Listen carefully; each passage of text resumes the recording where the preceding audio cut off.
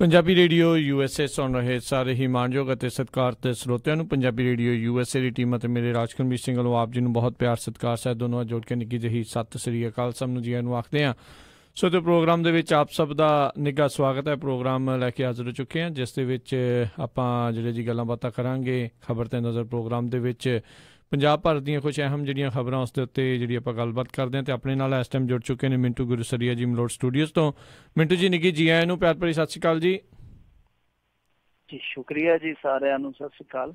ਸਾਡੇ ਅੱਜ ਦੇ ਪ੍ਰੋਗਰਾਮ ਖਬਰ ਤੇ ਨਜ਼ਰ ਉਸ ਨੂੰ ਸਪਾਂਸਰ ਕਰਦੇ ਨੇ ਖਾਲਸਾ ਇੰਸ਼ੋਰੈਂਸ ਏਜੰਸੀ ਵਾਲੇ, ਜਿਨ੍ਹਾਂ ਦੇ ਕੋਲੋਂ ਤੁਸੀਂ ਹਰ ਇੱਕ ਤਰੀਕੇ ਦੀ ਇੰਸ਼ੋਰੈਂਸ ਕਰਵਾ ਸਕਦੇ ਹੋ। ਇੰਸ਼ੋਰੈਂਸ ਬਾਰੇ ਪਤਾ ਕਰਨ ਲਈ ਕਾਲ ਕਰੋ ਨੰਬਰ 408 272 2500 ਦੇ ਉੱਤੇ। ਇਸ ਦੇ ਨਾਲ ਕ੍ਰਿਸ਼ਨ ਧਨੋਤਾ ਜੀ ਯੂਨੀਵਰਸਿਟੀ ਤੋਂ, ਗੁਰਵਿੰਦਰ ਸਿੰਘ ਅਵਤਾਰ ਸਿੰਘ ਚਾਂਦੀ ਆਰਨੋ ਐਕਸਪ੍ਰੈਸ ਵਾਲੇ ਕੋਚੈਲਾ ਤੋਂ, ਜੱਸੀ ਗਿੱਲ ਪਲੰਬਿੰਗ ਵਾਲੇ, ਲਾਲੀ ਸਿੱਧੂ ਜੀ ਬੇਕਰਸਫੀਲਡ ਤੋਂ, ਪ੍ਰੀਤਮ ਸਿੰਘ ਤਲਵਿੰਦਰ ਸਿੰਘ ਗਿੱਲ ਬੇਕਰਸਫੀਲਡ ਤੋਂ, ਗੁਰਪਾਲ ਸੋਹਲ ਜੀ ਕਲੋਵਿਸ ਤੋਂ, ਬਚੇਤਰ ਸਿੰਘ ਚਾਹਲ ਫਰੈਜ਼ਨੋ ਤੋਂ। ਇਹਨਾਂ ਸਾਰਿਆਂ ਦਾ ਬਹੁਤ ਬਹੁਤ ਧੰਨਵਾਦ। ਜੇਕਰ ਤੁਸੀਂ ਜਾਂ ਕੋਈ ਹੋਰ ਕਾਰੋਬਾਰ ਵੀ ਇਸ ਪ੍ਰੋਗਰਾਮ ਨੂੰ ਸਪਾਂਸਰ ਕਰਨਾ ਚਾਹੁੰਦੇ ਹੋ, ਸੰਪਰਕ ਕਰੋ ਨੰਬਰ 408 722 7698 ਦੇ ਉੱਤੇ। ਮਿੰਟੂ ਗੁਰਸਰੇ ਜੀ, ਗੱਲਬਾਤ ਦਾ ਸਿਲਸਿਲਾ ਸ਼ੁਰੂ ਕਰਦੇ ਹਾਂ। ਕਹਿੰਦੇ ਆਖਰ ਹਨੀਪ੍ਰੀਤ ਦਾ ਸਾਬਕਾ ਘਰ ਵਾਲਾ ਬੋਲਿਆ ਤੇ ਬੋਲ ਕੇ ਹਰ ਦੁਖੜਾ ਉਸਨੇ ਫਰੋਲਿਆ। ਜੋ ਉਹਦੇ ਨਾਲ ਹੋਈ ਆ ਜੀ, ਉਹਦੇ ਮੁਤਾਬਕ ਜੋ ਉਹਨੇ ਦੱਸੀ ਆ, ਉਹ ਤੋਂ ਤੇ ਲੱਗਦਾ ਕਿ ਇਹਦਾ ਹਨੀ ਦਾ ਨਾਂ ਹਨੀ ਨਹੀਂ, ਕੁਛ ਹੋਰ ਹੀ ਹੋਣਾ ਚਾਹੀਦਾ। ਕਿਉਂਕਿ ਜਿਸ ਤਰੀਕੇ ਦੀ ਕਹਾਣੀ ਉਹਨੇ ਫੋਲੀ ਆ, ਉਸ ਰਿਸ਼ਤੇ 'ਚ ਹਨੀ ਤੇ ਕਿਤੇ ਹੈ ਹੀ ਨਹੀਂ। ਉਸ ਰਿਸ਼ਤੇ 'ਚ ਤੇ ਫਰੇਬਾਂ ਦਾ ਜ਼ਹਿਰ ਹੀ ਘੁਲਿਆ ਪਿਆ ਜੀ। ਇਹ ਜਿਹੜਾ ਵਿਸ਼ਵਾਸ ਗੁਪਤਾ ਹੈ, ਇਹਦਾ ਨਾਂ ਹੀ ਵਿਸ਼ਵਾਸ ਗੁਪਤਾ, ਵਿਚਾਰੇ ਦੇ ਨਾਲ ਜਿੱਡਾ ਵਿਸ਼ਵਾਸਘਾਤ ਹੋਇਆ, ਮੇਰੇ ਖਿਆਲ ਦੇ ਨਾਲ ਏਡਾ ਵਿਸ਼ਵਾਸਘਾਤ ਤੇ ਕਿਸੇ ਸਰਾਫੇ ਬੰਦੇ ਦੇ ਨਾਲ ਵੀ ਨਾ ਹੋਵੇ। ਉਹ ਅੱਜ ਪ੍ਰੈਸ ਕਲੱਬ ਚੰਡੀਗੜ੍ਹ ਦੇ ਵਿੱਚ ਸੀ। ਉਸ ਬੰਦੇ ਨੇ ਪ੍ਰੈਸ ਕਾਨਫਰੰਸ ਕੀਤੀ। ਪ੍ਰੈਸ ਕਾਨਫਰੰਸ ਕਰਦਿਆਂ ਉਹ ਰੋਇਆ ਵੀ ਆ, ਔਰ ਜਿੱਦਾਂ ਇੱਕ ਸਹਿਮਿਆ ਇਨਸਾਨ ਹੁੰਦਾ, ਇੱਕ ਜਿੱਦਾਂ ਡਰਿਆ ਤੇ ਕਹਾਰਿਆ ਇਨਸਾਨ ਹੁੰਦਾ, ਪੱਤਰਕਾਰਾਂ 'ਚ ਬੈਠਾ ਵੀ ਏਦਾਂ ਹੀ ਲੱਗਦਾ ਪਿਆ ਸੀ। ਬੋਡੀ ਲੈਂਗੁਏਜ, ਉਹਦਾ ਚਿਹਰੇ ਦਾ ਹਾਵ ਭਾਵ ਇਹੋ ਹੀ ਦੱਸਦਾ ਸੀਗਾ ਕਿ ਇਹ ਕਿੱਡੀ ਮਾਨਸਿਕ ਪੀੜਾ 'ਚੋਂ ਨਿਕਲਿਆ ਹੋਇਆ ਇਨਸਾਨ ਆ ਜੀ। ਉਹਨੇ ਜੋ ਗੱਲਾਂ ਕਹੀਆਂ ਨੇ ਹੈਰਾਨ ਕਰਦੀਆਂ ਨੇ। ਵੈਸੇ ਉਹਦੀ ਕਹਾਣੀ ਆਪਾਂ ਨੂੰ ਲਗਭਗ ਸਾਰਿਆਂ ਨੂੰ ਪਤਾ ਹੈ, ਪਰ ਕਹਾਣੀ ਦੇ ਕੁਛ ਅਣਛੋਏ ਪਹਿਲੂ ਉਹਨੇ ਛੋਏ ਆ। ਵੈਸੇ ਸਾਰੀ ਕਹਾਣੀ ਆਪਣੇ ਸਾਹਮਣੇ ਸੀ, ਕਿਉਂਕਿ ਉਹ ਜਿਹੜੀ ਪਟੀਸ਼ਨ ਉਹਨੇ ਪਾਈ ਸੀ ਹਾਈ ਕੋਰਟ 'ਚ, ਉਹਦੇ ਥਰੂ ਹਰੇਕ ਬੰਦੇ ਕੋਲੋਂ ਇਨਫੋਰਮੇਸ਼ਨ ਆ ਗਈ ਸੀਗੀ, ਜਿਹਦੇ 'ਚ ਉਹਨੇ ਸਾਰੀ ਕਹਾਣੀ ਜਾ ਕੇ ਕੋਰਟ ਨੂੰ ਦੱਸੀ ਸੀ ਕਿ ਇਹ ਸਿਰਫ ਤੇ ਸਿਰਫ ਵਿਖਾਵੇ ਦੇ ਪਿਓ ਧੀ ਆ। ਦਰਅਸਲ ਇਹਨਾਂ ਦਾ ਰਿਸ਼ਤਾ ਜਿਹੜਾ ਉਹ ਰਿਸ਼ਤਿਆਂ ਨੂੰ ਦਾਗਦਾਰ ਕਰਨ ਵਾਲਾ ਰਿਸ਼ਤਾ ਹੈ ਜੀ। ਸੋ ਉਸ ਤੋਂ ਬਾਅਦ ਉਹ ਬੰਦਾ ਤੇ ਇੱਕ ਤਰ੍ਹਾਂ ਨਾਲ ਗੁਪਤਵਾਸ ਸੀਗਾ।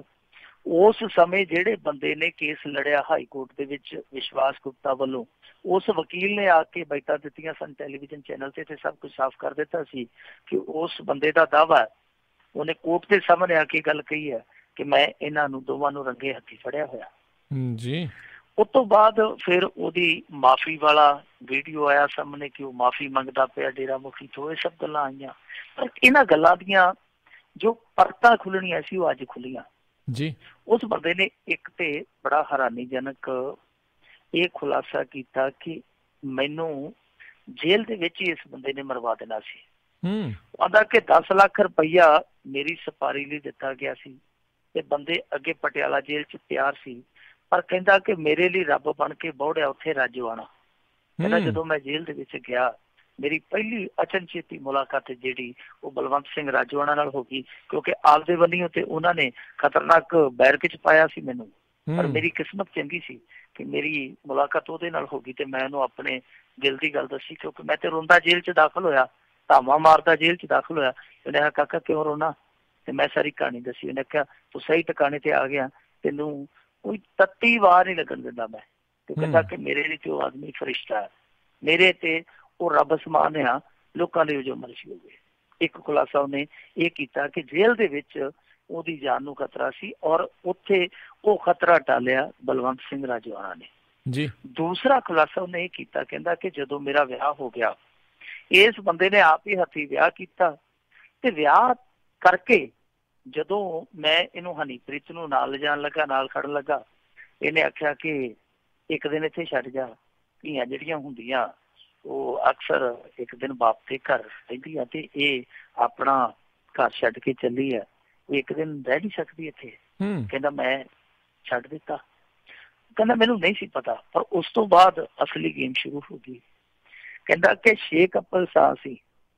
ਜਿੱਦਾਂ ਸਲਮਾਨ ਖਾਨ ਬਿਗ ਬੌਸ ਦੇ ਵਿੱਚ ਇੱਕ ਖੇਡ ਜੀ ਖਿਡਾਉਂਦਾ ਜੀ, ਟਾਸਕ ਦਿੰਦਾ, ਵੱਖੋ ਵੱਖਰੇ ਕਿਸਮ ਦੀਆਂ ਤੇ ਵੱਖੋ ਵੱਖਰੀਆਂ ਕਿਸਮ ਦੀਆਂ ਸਜ਼ਾਵਾਂ ਹੁੰਦੀਆਂ ਉਹਦੇ ਚ।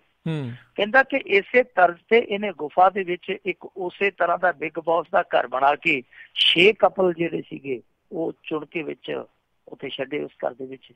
ਉਹਦੇ ਚ ਇਹਦੀਆਂ 2 ਧੀਆਂ ਤੇ ਇਹਦੇ 2 ਜਵਾਈ ਵੀ ਸਨ ਜੀ। ਤੇ ਉਹ ਕਹਿੰਦਾ ਕਿ ਇਹ ਜਿਹੜਾ ਕੋਈ ਇਹਨਾਂ ਚੋਂ ਗਲਤੀ ਕਰਦਾ ਸੀਗਾ ਉਹਨੂੰ ਸਜ਼ਾ ਦਿੱਤੀ ਜਾਂਦੀ ਸੀ। ਸਜ਼ਾ ਕੀ ਹੁੰਦੀ ਸੀਗੀ ਕਿ 10 ਮਿੰਟ ਦਾ ਮੈਡੀਟੇਸ਼ਨ ਹੈ। ਜੇ ਕੋਈ ਦੂਜੀ ਸਜ਼ਾ ਕਰਦਾ, ਦੂਜੀ ਗਲਤੀ ਕਰਦਾ ਤੇ ਉਹ ਜਿਹੜੀ ਸਜ਼ਾ ਉਹ ਵੱਧ ਕੇ 20 ਮਿੰਟ ਦੀ ਹੋ ਜਾਂਦੀ। ਜੇ ਕੋਈ ਤੀਜੀ ਕਰਦਾ 40 ਦੀ, ਚੌਥਾ 80 ਦੀ, ਇਸ ਤਰ੍ਹਾਂ ਕਰਦਾ ਕਰਦਾ ਜਾਨੀ ਦੁੱਗਣੀ ਸਜ਼ਾ ਹੁੰਦੀ ਸੀ।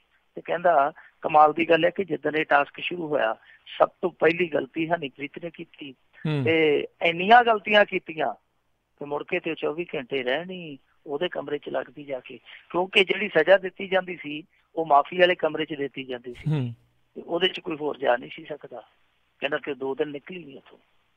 ਸੋ ਇਸ ਤਰ੍ਹਾਂ ਦੀਆਂ ਹੋਰ ਉਹਨੇ ਗੱਲਾਂ ਦੱਸੀਆਂ। ਜਾਂਦੀ ਵਾਰ ਉਹਨੇ ਇਹ ਵੀ ਗੱਲ ਦੱਸੀ ਆ, ਕਹਿੰਦਾ ਕਿ ਇੱਕ ਦਿਨ ਇੱਕ ਰੂਮ ਸੀਗਾ, ਅਟੈਚ ਰੂਮ ਸੀਗਾ, ਬਾਹਰੋਂ ਏਦਾਂ ਲੱਗਦਾ ਸੀ ਕਿ ਸੈਪਰੇਟ ਆ ਪਰ ਅੰਦਰੋਂ ਅਟੈਚ ਸੀਗਾ ਜੀ। ਮੈਨੂੰ ਬੇਚੈਨੀ ਹੋਈ, ਇਹ ਸਾਰੀ ਰਾਤ ਨਹੀਂ ਪਰਤੀ। ਮੈਂ ਤੜਕੇ ਉੱਠ ਕੇ ਟਹਿਲਦਾ ਪਿਆ ਸਾਂ, ਟਹਿਲਦੇ ਨੇ ਤੜਕਾ ਜਿਹਾ ਹੈਗਾ ਸੀਗਾ। ਜਦੋਂ ਮੈਂ ਉਸ ਕਮਰੇ ਚ ਥੋੜਾ ਜਿਹਾ ਕੰਨ ਲਾ ਕੇ ਆਵਾਜ਼ ਸੁਣੀ, ਉੱਥੇ ਹੋਰ ਹੀ ਕੁਛ ਚੱਲਣ ਡਿਆ ਸੀ। ਤੇ ਕਹਿੰਦਾ ਕਿ ਖੁਦ ਇਹਨੂੰ ਪਤਾ ਲੱਗ ਗਿਆ, ਇਹਨੇ ਮੈਨੂੰ ਬੁਲਾ ਕੇ ਧਮਕੀਆਂ ਦਿੱਤੀਆਂ ਕਿ ਤੇਰਾ ਟੱਬਰ ਖਤਮ ਕਰ ਦਿਆਂਗੇ। ਇਸ ਤੋਂ ਬਾਅਦ ਕਹਿੰਦਾ ਕਿ ਮੈਂ ਇਹਦੇ ਖਿਲਾਫ ਪਟੀਸ਼ਨ ਦਾਖਲ ਕੀਤੀ।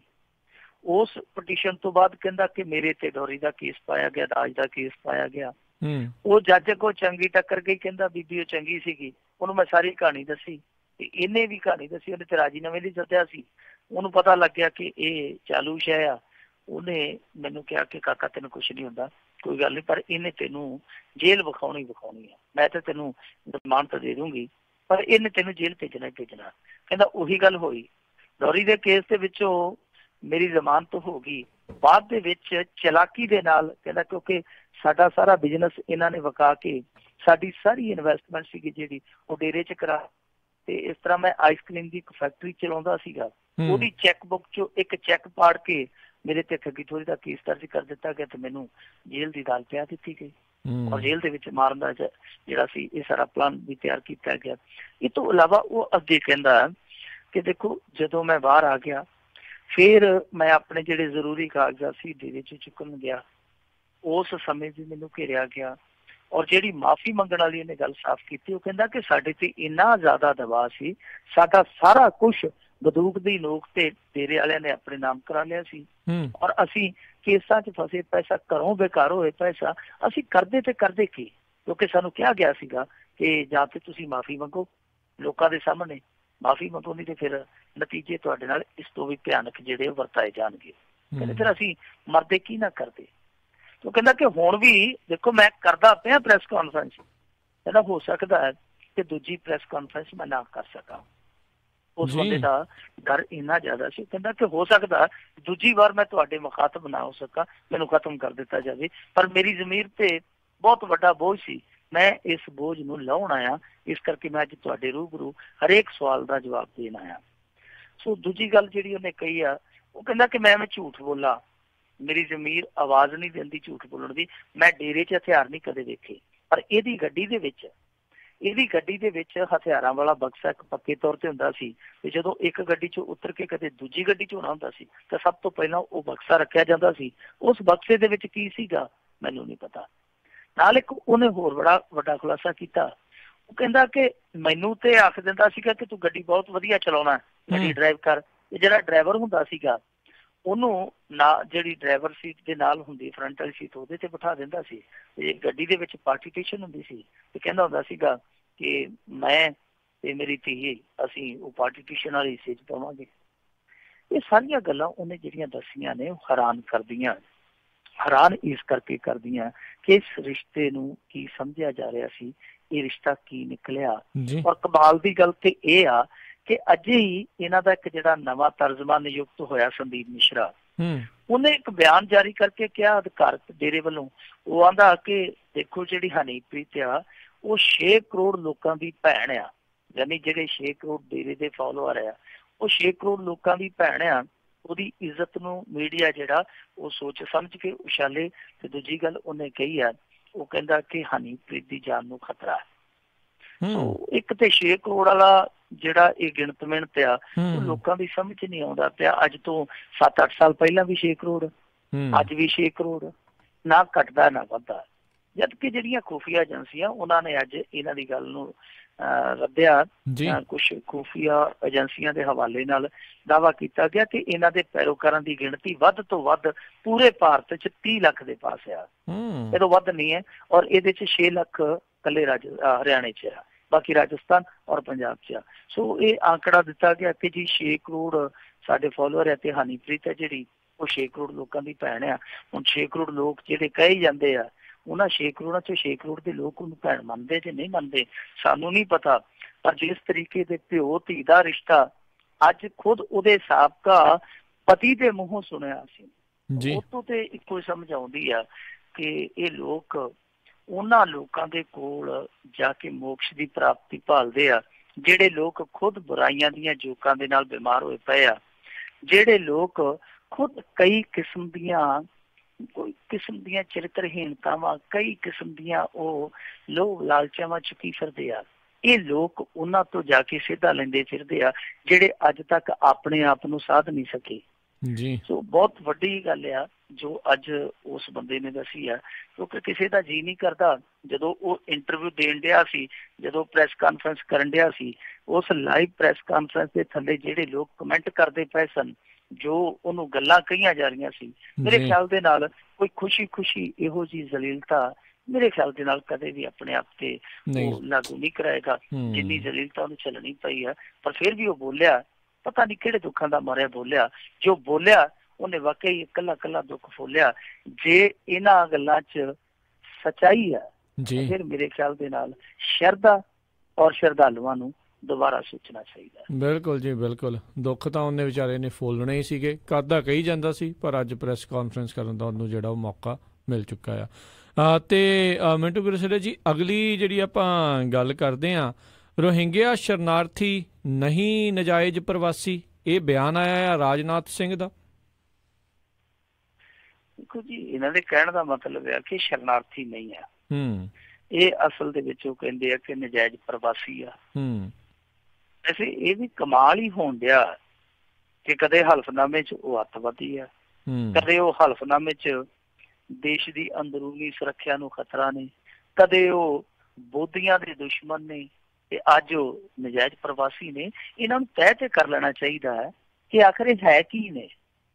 ਇਹ ਭਾਰਤ ਤੈਅ ਕਿਉਂ ਨਹੀਂ ਕਰ ਪਾ ਰਿਹਾ ਕਿ ਆਖਰ ਦੇ ਵਿੱਚ ਰੋਹਿੰਗਿਆ ਮੁਸਲਮਾਨ ਹੈ ਕੀ ਨੇ? ਭਾਰਤ ਉਹਨਾਂ ਨੂੰ ਸਮਝਦਾ ਕੀ ਹੈ? ਉਹ ਨਜਾਇਜ਼ ਪ੍ਰਵਾਸੀ ਕਿੱਦਾਂ ਨੇ?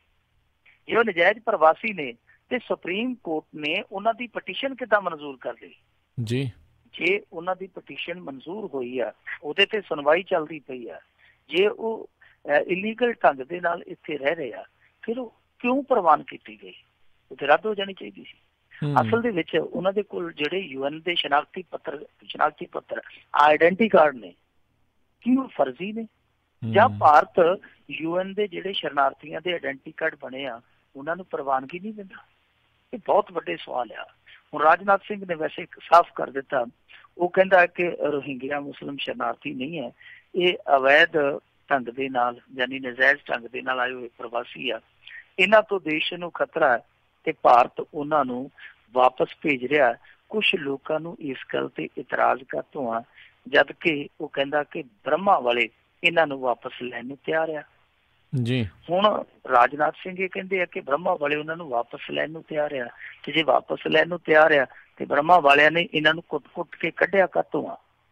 ਔਰ ਕੀ ਬ੍ਰਹਮਾ ਜਦੋਂ ਉਹਨਾਂ ਨੂੰ ਵਾਪਸ ਲਵੇਗਾ ਭਾਰਤ ਨੂੰ ਗਰੰਟੀ ਦੇਵੇਗਾ ਕਿ ਇਹਨਾਂ ਸ਼ਰਨਾਰਥੀਆਂ ਦੀ ਜਾਨ ਤੇ ਮਾਲ ਨੂੰ ਕੋਈ ਖਤਰਾ ਨਹੀਂ ਹੋਊ ਉੱਥੇ ਜੀ? ਸਾਰੀਆਂ ਗੱਲਾਂ ਜਿਹੜੀਆਂ ਕੀਤੀਆਂ ਜਾ ਰਹੀਆਂ ਉਹ ਬਹੁਤ ਤਰ੍ਹਾਂ ਦੇ ਸ਼ੱਕ ਪ੍ਰਗਟਾਉਂਦੀਆਂ। ਇਹ ਸਵਾਲ ਵੀ ਖੜੇ ਕਰਦੀਆਂ। ਮੈਂ ਤੁਹਾਨੂੰ ਇੱਕ ਦਿਨ ਫਿਗਰ ਵੀ ਦੱਸੇ ਸੀਗੇ ਕਿ ਸਾਡੇ ਭਾਰਤ ਦੇ ਵਿੱਚ ਇਸ ਸਮੇਂ ਕੁੱਲ 2,10,000 ਸ਼ਰਨਾਰਥੀ ਰਹਿੰਦੇ ਆ, ਜਿਨ੍ਹਾਂ ਦੇ ਵਿੱਚ ਸੋਮਾਲੀਆ ਤੱਕ ਤੋਂ ਵੀ ਆਏ ਹੋਏ ਆ, ਸ੍ਰੀਲੰਕਾ ਦੇ ਜਿਹੜੇ ਤਾਮਿਲ ਆ ਉਹ ਵੀ ਆਏ ਹੋਏ ਆ, ਬੁੱਧਿਸਟ ਜਿਹੜੇ ਆ ਤਿੱਬਤੀ ਉਹ ਵੀ ਆਏ ਹੋਏ ਆ, ਕਈ ਕਿਸਮ ਦੇ ਜਿਹੜੇ ਅਫਗਾਨ ਚੋਂ ਆਏ ਆ, ਸਿੱਖ ਨੇ, ਹਿੰਦੂ ਨੇ, ਕਈ ਕਿਸਮ ਦੇ ਸ਼ਰਨਾਰਥੀ ਇੱਥੇ ਰਹਿੰਦੇ ਆ। ਕਿ ਉਹ ਸਾਰੇ ਆਪੋ ਆਪਣੇ ਸਰਟੀਫਿਕੇਟ ਬਣਾ ਕੇ ਲਿਆਏ ਸਨ ਕਿ ਉਹਨਾਂ ਚੋਂ ਇੱਕ ਵੀ ਫਰਜ਼ੀ ਪ੍ਰਵਾਸੀ ਨਹੀਂ ਸੀਗਾ।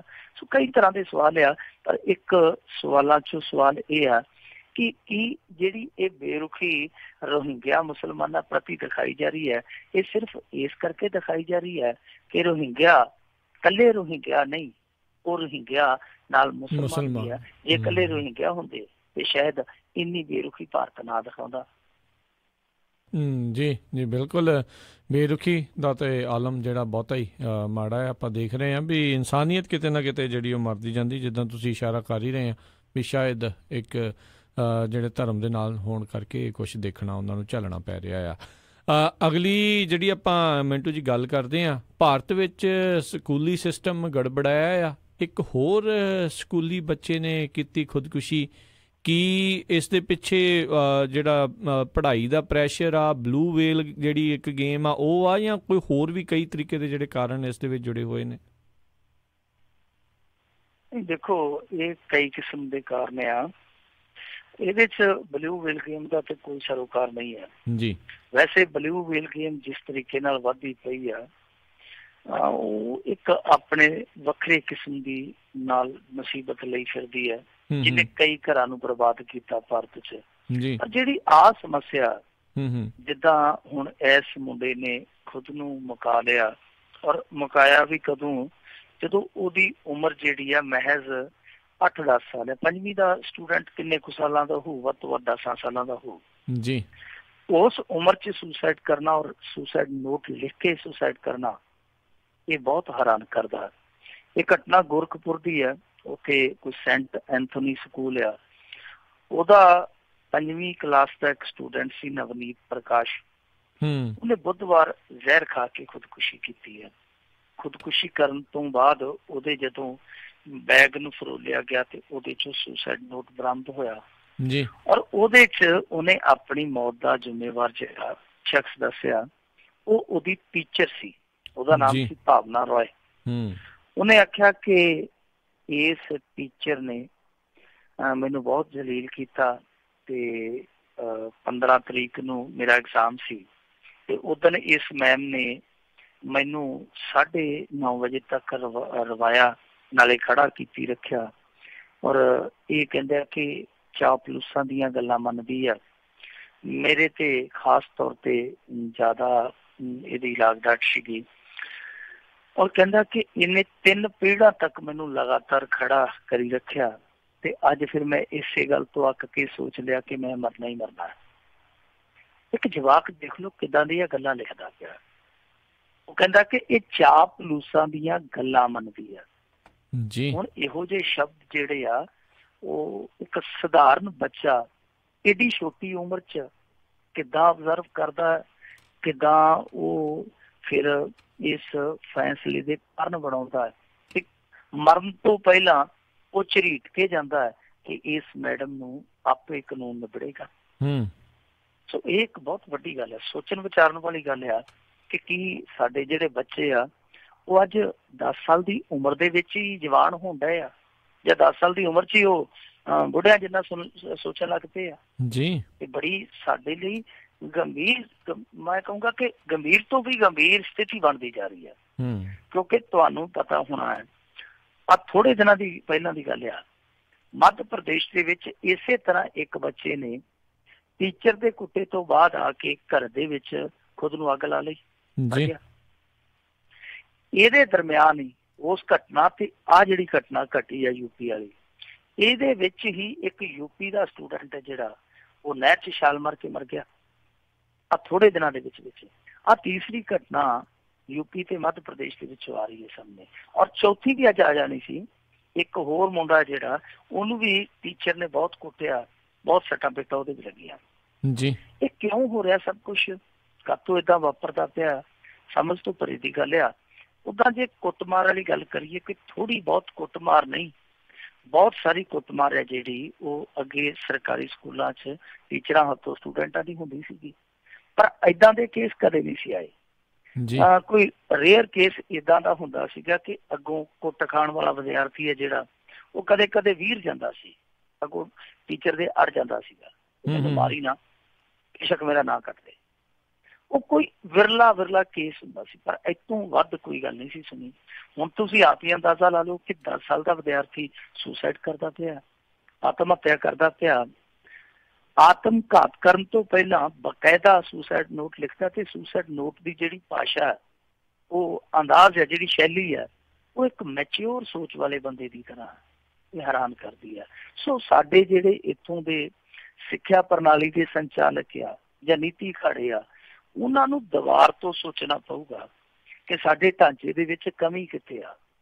ਤਾਂ ਮੇਰੇ ਖਿਆਲ ਦੇ ਨਾਲ ਜੇ ਕਮੀ ਲੱਭੇਗੀ ਤਾਂ ਮੁੱਢਲੇ ਤੌਰ ਤੇ ਕਮੀ ਇਹੋ ਨਜ਼ਰ ਆਏਗੀ ਕਿ ਜੋ ਇੱਕ ਮਾਹੌਲ ਹੁੰਦਾ ਸੀ ਸਕੂਲਾਂ ਦਾ, ਤੇ ਉਹ ਨਿੱਜੀ ਸਕੂਲ ਹੀ ਕਿਉਂ ਨਾ ਹੋਣ, ਚਾਹੇ ਸਰਕਾਰੀ ਸਕੂਲ ਹੀ ਕਿਉਂ ਨਾ ਹੋਣ, ਉਹ ਜਿਹੜਾ ਇੱਕ ਮਾਹੌਲ ਹੁੰਦਾ ਸੀਗਾ ਸਦਭਾਵਨਾ ਵਾਲਾ ਮਾਹੌਲ, ਕਿ ਆਪਸ ਦੇ ਵਿੱਚ ਇੱਕ ਸਦਭਾਵਨਾ ਹੁੰਦੀ ਸੀਗੀ ਟੀਚਰ ਔਰ ਸਟੂਡੈਂਟ ਦੇ ਦਰਮਿਆਨ। ਦੋਨੇ ਚਾਹੇ ਆਪੋ ਆਪਣੇ ਕੰਮਾਂ ਲਈ, ਆਪੋ ਆਪਣੇ ਫਰਜ਼ਾਂ ਲਈ ਇੱਕ ਦੂਜੇ ਦੇ ਖਿਲਾਫ ਖੜੇ ਨਜ਼ਰ ਆਉਂਦੇ ਸਨ ਕਦੇ ਕਦੇ, ਪਰ ਦੋਵਾਂ ਦੇ ਵਿੱਚ ਫਿਰ ਵੀ ਇੱਕ ਗੰਢ ਸੀ ਰਿਸ਼ਤੇ ਦੀ। ਉਹ ਗੰਢ ਜਿਹੜੀ ਬੜੀ ਪੀढ़ी ਗੰਢ ਸੀ, ਉਹ ਕਿਤੇ ਨਾ ਕਿਤੇ ਢਿੱਲੀ ਪੈ ਗਈ ਲੱਗਦੀ ਹੈ। ਇਸ ਰਿਸ਼ਤੇ 'ਚ ਕਿਤੇ ਨਾ ਕਿਤੇ ਖੱਪਾ, ਕਿਤੇ ਨਾ ਕਿਤੇ ਖਾਈ ਆ ਗਈ ਆ। ਇਹਨੂੰ ਹੁਣ ਕਿੱਦਾਂ ਪੂਰਿਆ ਜਾਣਾ ਚਾਹੀਦਾ, ਇਹਦੇ ਲਈ ਕੋਈ ਵਰਕਸ਼ਾਪਾਂ ਦਾ ਇੰਤਜ਼ਾਮ ਕਰਨਾ ਚਾਹੀਦਾ, ਬਕਾਇਦਾ ਟੀਚਰਾਂ ਨੂੰ ਕੋਰਸ ਕਰਾਉਣੇ ਚਾਹੀਦੇ ਆ ਕਿ ਅੱਜ ਦੇ ਦੌਰ ਦੇ ਵਿੱਚ ਤੁਸੀਂ ਬੱਚਿਆਂ ਦੇ ਨਾਲ ਮਿੱਤਰਤਾ ਪੂਰਵਕ ਕਿੱਦਾਂ ਪੇਸ਼ ਆਉਣਾ, ਕਿੱਦਾਂ ਤੁਸੀਂ ਉਹਨਾਂ ਦੇ ਨਾਲ ਵੱਧ ਤੋਂ ਵੱਧ ਸੰਵਾਦ ਰਚਾਉਣਾ, ਗੋਸ਼ਟੀ ਕਰਨੀ ਹੈ। ਤਾਂ ਇਹਦੇ ਲਈ ਮੇਰੇ ਖਿਆਲ ਦੇ ਨਾਲ ਇਕੱਲਾ ਇਹ ਸਟੂਡੈਂਟਾਂ ਤੇ ਜਿਹੜੇ ਮਾਸਟਰ ਆ, ਇਹਨਾਂ ਨੂੰ ਪੜ੍ਹਾਉਣ ਲਿਖਾਉਣ ਦਾ ਜਾਂ ਇਹਨਾਂ ਨੂੰ ਐਕਸਟਰਾ ਟ੍ਰੇਨਿੰਗ ਕਰਾਉਣ ਦਾ ਹੀ ਨਹੀਂ ਚੁੱਕਾ। ਜੋ ਸਾਡਾ ਇੱਥੋਂ ਦਾ ਸਿੱਖਿਆ ਦਾ ਢਾਂਚਾ ਹੈ, ਖਾਸ ਤੌਰ ਤੇ ਜਿਹੜੇ ਸਾਡੀ ਪੜ੍ਹਾਈ ਦੀ ਜਿਹੜੀ ਸ਼ੈਲੀ ਹੈ, ਅਸੀਂ ਜਿੱਦਾਂ ਪੜ੍ਹਾਈ ਕਰਵਾਉਂਦੇ ਹਾਂ ਬੱਚਿਆਂ ਨੂੰ, ਉਹ ਸ਼ੈਲੀ ਵੀ ਬਦਲਣ ਦਾ ਵਕਤ ਆ ਗਿਆ ਕਿਤੇ ਨਾ ਕਿਤੇ, ਕਿਉਂਕਿ ਸਾਡਾ ਜਿਹੜਾ ਪੜ੍ਹਾਉਣ ਦਾ ਤੌਰ ਤਰੀਕਾ, ਸਾਡਾ ਜਿਹੜਾ ਸਕੂਲੀ ਸਿਲੇਬਸ ਆ, ਇਹ ਸਾਰਾ ਬਹੁਤ ਪੁਰਾਣਾ ਹੋ ਚੁੱਕਾ ਹੈ। ਔਰ ਉਹ ਪੁਰਾਣਾ ਦੁਹਰਾ ਕੇ ਇੱਕ ਬੋਰੀਅਤ ਜੀ ਆ ਗਈ ਹੈ, ਇੱਕ ਖੜੋਤ ਜੀ ਆ ਗਈ ਆ। ਇਸ ਨੂੰ ਸਮੇਂ ਦਾ ਹਾਣੀ ਬਣਾਉਣਾ ਚਾਹੀਦਾ ਹੈ। ਸੋ ਮਾਡਲ ਵੀ ਬਦਲਣਾ ਚਾਹੀਦਾ, ਤੇ ਕਿਤੇ ਨਾ ਕਿਤੇ ਜੋ ਸਟੂਡੈਂਟ ਤੇ ਉਸਤਾਦ ਦੋਨਾਂ ਦੇ ਵਿੱਚ ਮਿਸਕਮਿਊਨੀਕੇਸ਼ਨ ਗੈਪ ਜਿਹਨੂੰ ਕਹਿ ਦਿੰਦੇ ਆ, ਜੋ ਕ੍ਰੀਏਟ ਹੋਇਆ, ਉਹਨੂੰ ਵੀ ਮਿਟਾਉਣ ਦਾ ਯਤਨ ਕਰਨਾ ਚਾਹੀਦਾ। ਪਰ ਜੋ ਮਰਜ਼ੀ ਹੈ, ਹਾਲ ਦੀ ਘੜੀ ਸਥਿਤੀ ਬਹੁਤ ਗੁੰਝਲਦਾਰ ਆ, ਗੁੰਝਲਦਾਰ ਹੀ ਨਹੀਂ, ਸਥਿਤੀ ਬਹੁਤ ਗੰਭੀਰ ਆ। ਕਿਤੇ ਟੀਚਰ ਏਦਾਂ ਕਰ ਦਿੰਦੇ ਆ ਕਿ ਸਾਰੀ ਮਨੁੱਖਤਾ ਸ਼ਰਮਸਾਰ ਹੋ ਜਾਂਦੀ ਹੈ, ਕਿਤੇ ਵਿਦਿਆਰਥੀ ਇਹੋ ਜਿਹਾ ਕੁਛ ਕਰ ਦਿੰਦੇ ਆ ਕਿ ਸਾਰੀ ਮਨੁੱਖਤਾ ਜਿਹੜੀ ਉਹ ਕੰਮ ਉੱਠਦੀ ਆ। ਸੋ ਦੋਨਾਂ ਪੱਖਾਂ ਤੋਂ ਬਹੁਤ ਸੁਧਾਰਾਂ ਦੀ ਗੁੰਜਾਇਸ਼ ਆ, ਸੁਧਾਰ ਕਰਨੇ ਚਾਹੀਦੇ ਆ। ਨਹੀਂ ਤੇ ਆਉਣ ਵਾਲੇ ਸਮੇਂ 'ਚ ਐਦੋਂ ਵੀ ਭਿਆਨਕ ਖਬਰਾਂ ਸੁਣਨ ਲਈ ਸਾਨੂੰ ਤਿਆਰ ਰਹਿਣਾ ਚਾਹੀਦਾ। ਬਿਲਕੁਲ ਮਿੰਟੂ ਜੀ, ਅਗਲੀ ਜਿਹੜੀ ਆਪਾਂ ਗੱਲ ਕਰਦੇ ਹਾਂ, ਪ੍ਰੋਫੈਸਰ ਅਗਵਾ ਕਾਂਡ ਵਿੱਚ ਇੱਕ ਹੋਰ ਨਵਾਂ ਮੋੜ ਆਇਆ। ਗੁਰੂ ਨਾਨਕ ਦੇਵ ਯੂਨੀਵਰਸਿਟੀ ਦੇ ਵਿੱਚੋਂ 11 ਸਤੰਬਰ ਨੂੰ ਇੱਕ ਪ੍ਰੋਫੈਸਰ ਸਾਹਿਬਾਨ ਗਾਇਬ ਹੋ ਗਈ ਸੀ ਜੀ। ਉਹ 2 ਦਿਨ ਜਦੋਂ ਆਪਣੀ ਜੌਬ ਤੇ ਨਹੀਂ ਆਈ, ਕਿਉਂਕਿ ਉਹ ਕੈਂਪਸ ਦੇ ਵਿੱਚ ਹੀ ਰਹਿੰਦੀ ਸੀਗੀ ਜੀ, ਜਾ ਕੇ ਉਹਦਾ ਕਮਰਾ ਫੋਲਿਆ ਗਿਆ, ਕਮਰੇ 'ਚ ਉਹ ਹੈ ਨਹੀਂ ਸੀ। ਫਿਰ ਲਾਗੇ ਪਾਸੇ ਦੇਖਿਆ ਗਿਆ ਕਿ ਉਹ ਕਿੱਥੇ ਗਈ ਹੋਊਗੀ। ਮੋਬਾਈਲ ਤੇ ਫੋਨ ਕਰਨ ਦਾ ਯਤਨ ਕੀਤਾ ਗਿਆ, ਤਾਂ ਵੀ ਸਫਲਤਾ ਨਹੀਂ ਮਿਲੀ। ਅਖੀਰ ਉਹਦਾ ਕਮਰਾ ਫੋਲਿਆ ਗਿਆ।